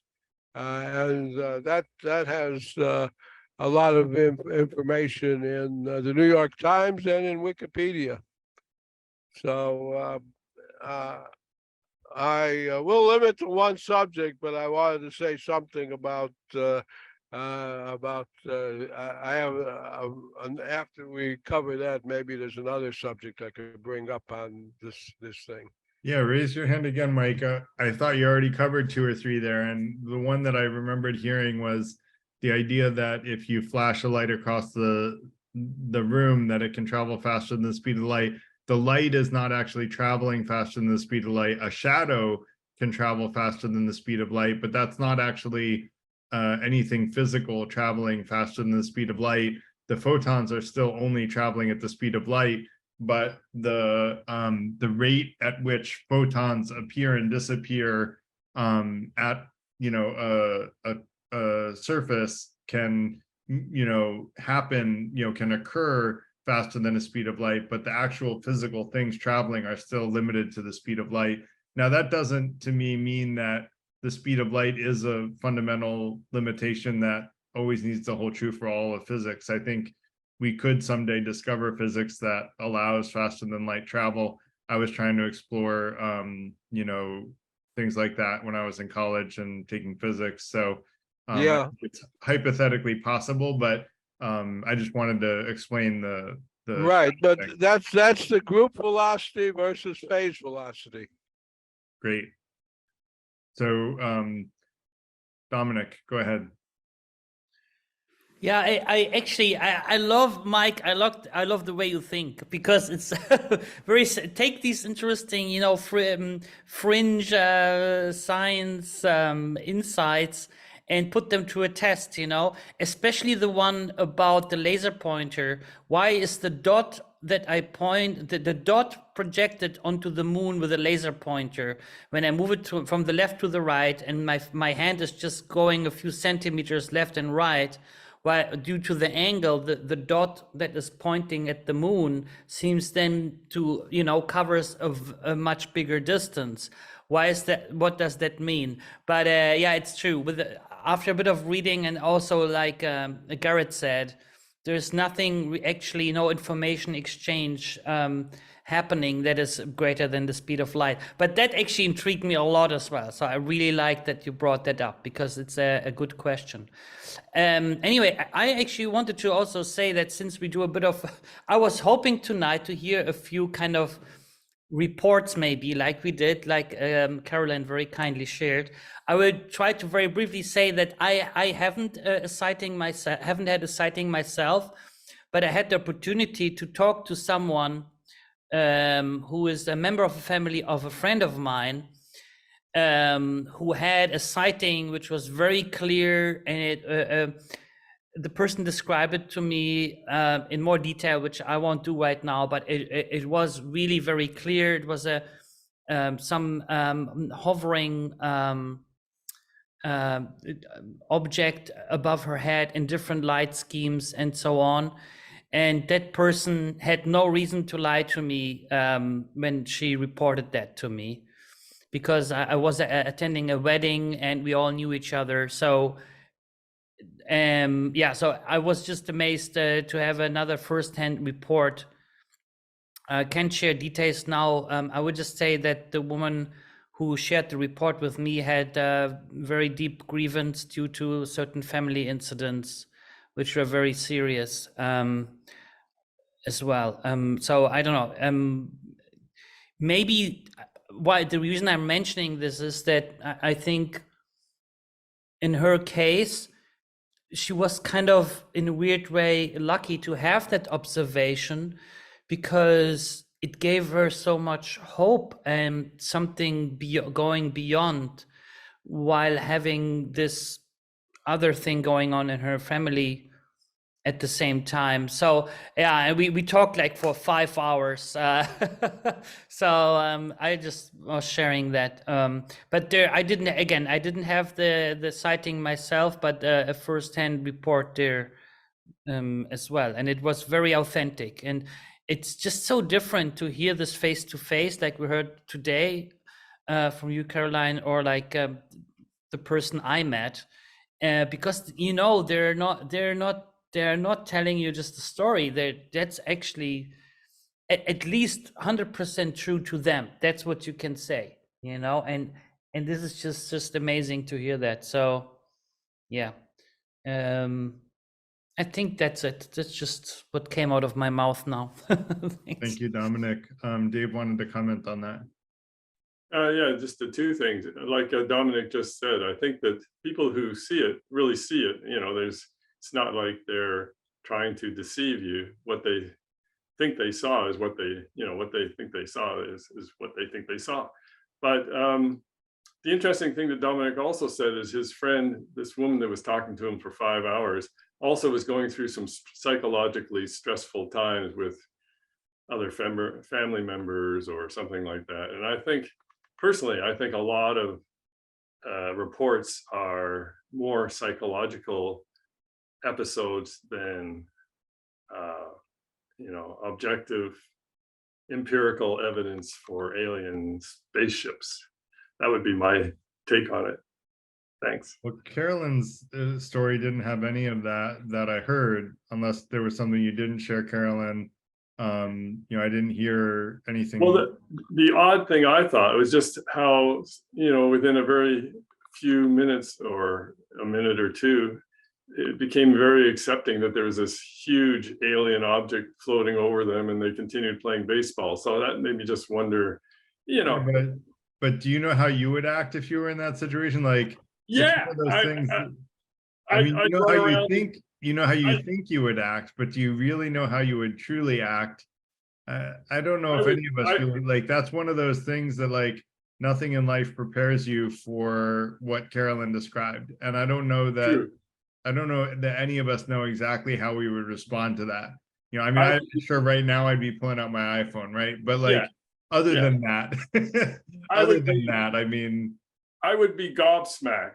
I mean, I would be just standing there staring like in a psychotic state, I think is how I would be. I wouldn't be, oh, well, okay, Johnny, it's your turn to hit the baseball. So well, we were awestruck at the beginning.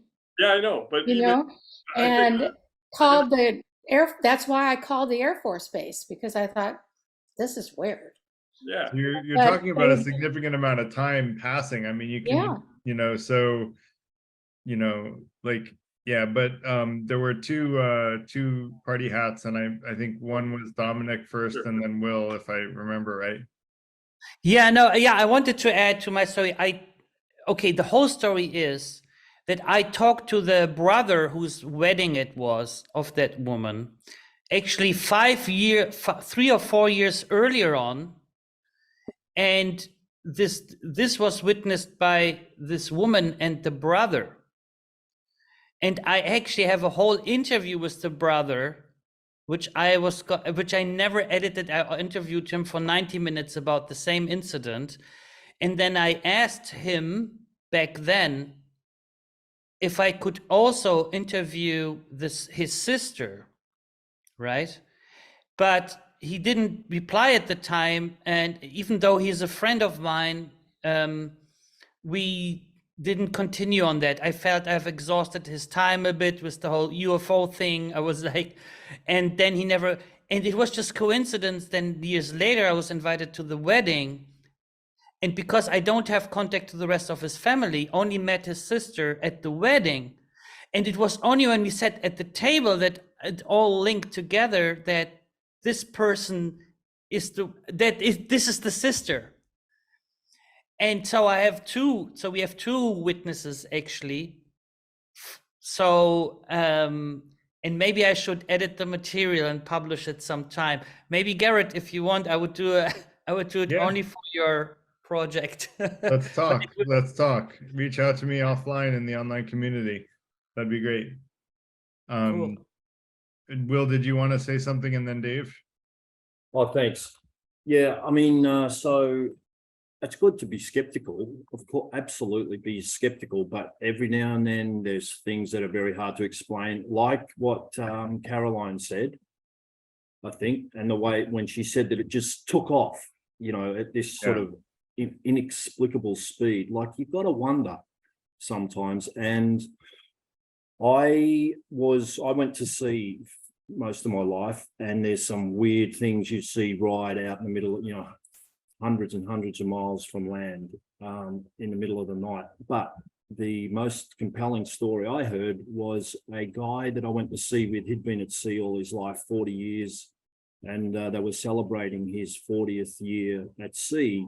He was the bosun of the ship, and they were having this little party, and nobody was talking to him because none of the crew liked him.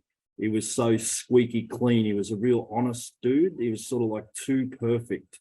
So a lot of the crew didn't like him, and he had medals from the Queen of England for work to charity that he'd done, which was riding around Tasmania, the island of Tasmania, which is 400 miles south of Australia. And he would ride like the 1,000 miles or whatever around Tasmania for charity for children with various diseases. And he got medals from the Queen, and he used to rake them out and show people. But he won Australian of the Year or something, Tasmanian of the Year for the state. Anyway, I said to him, I felt sorry for him. I said, Graham, so I went over to him because nobody was talking to him at his own party. So I went over to him and I said, Graham, what was the most interesting thing that happened to you in 40 years on the ocean? And he said that the night that Ivan Milantz, I think his name was, went missing. This was a UFO case where the guy said he'd been followed by a plane, by a light. He was in a light aircraft, and he vanished without a trace over the Bass Strait, which is the stretch of water that we used to sail across every night. This was quite a mystery why this guy went missing, but one theory was that he was actually flying upside down, and the light that he reported was the moon reflecting off the ocean, which is a phenomenon that can happen to pilots apparently. Sometimes in the dark, they actually go upside down. They don't know, and they think the moon is above them, where it's actually the reflection on the water. So that was one theory, but they never found any trace of his plane. So I said to Graham, what was the most interesting thing that you saw in 40 years at sea? And he said that night that that guy went missing, he was on watch on the bridge of the ship. And this is a guy who was such a reputable character that no one would even talk to him because he was just annoying. He was so honest and nice.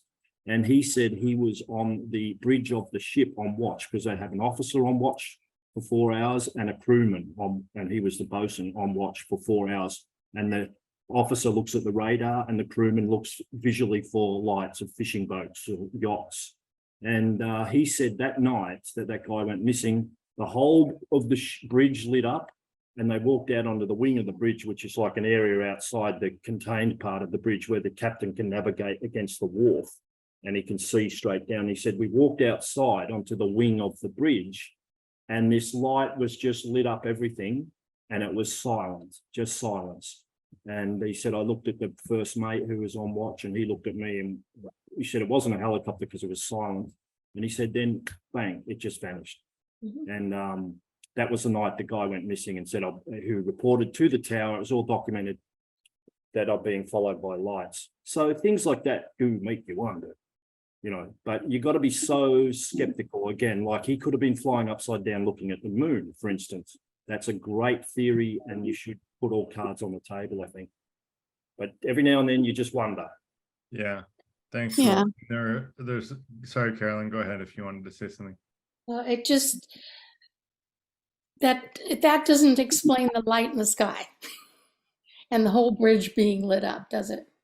Yeah, and he was such a reputable character too. Like he's just so honest. He didn't drink or anything. And you wouldn't get a more reputable witness than this. I mean, it's hard to correlate the two things happening, but he's got two unusual phenomena going on at the same time.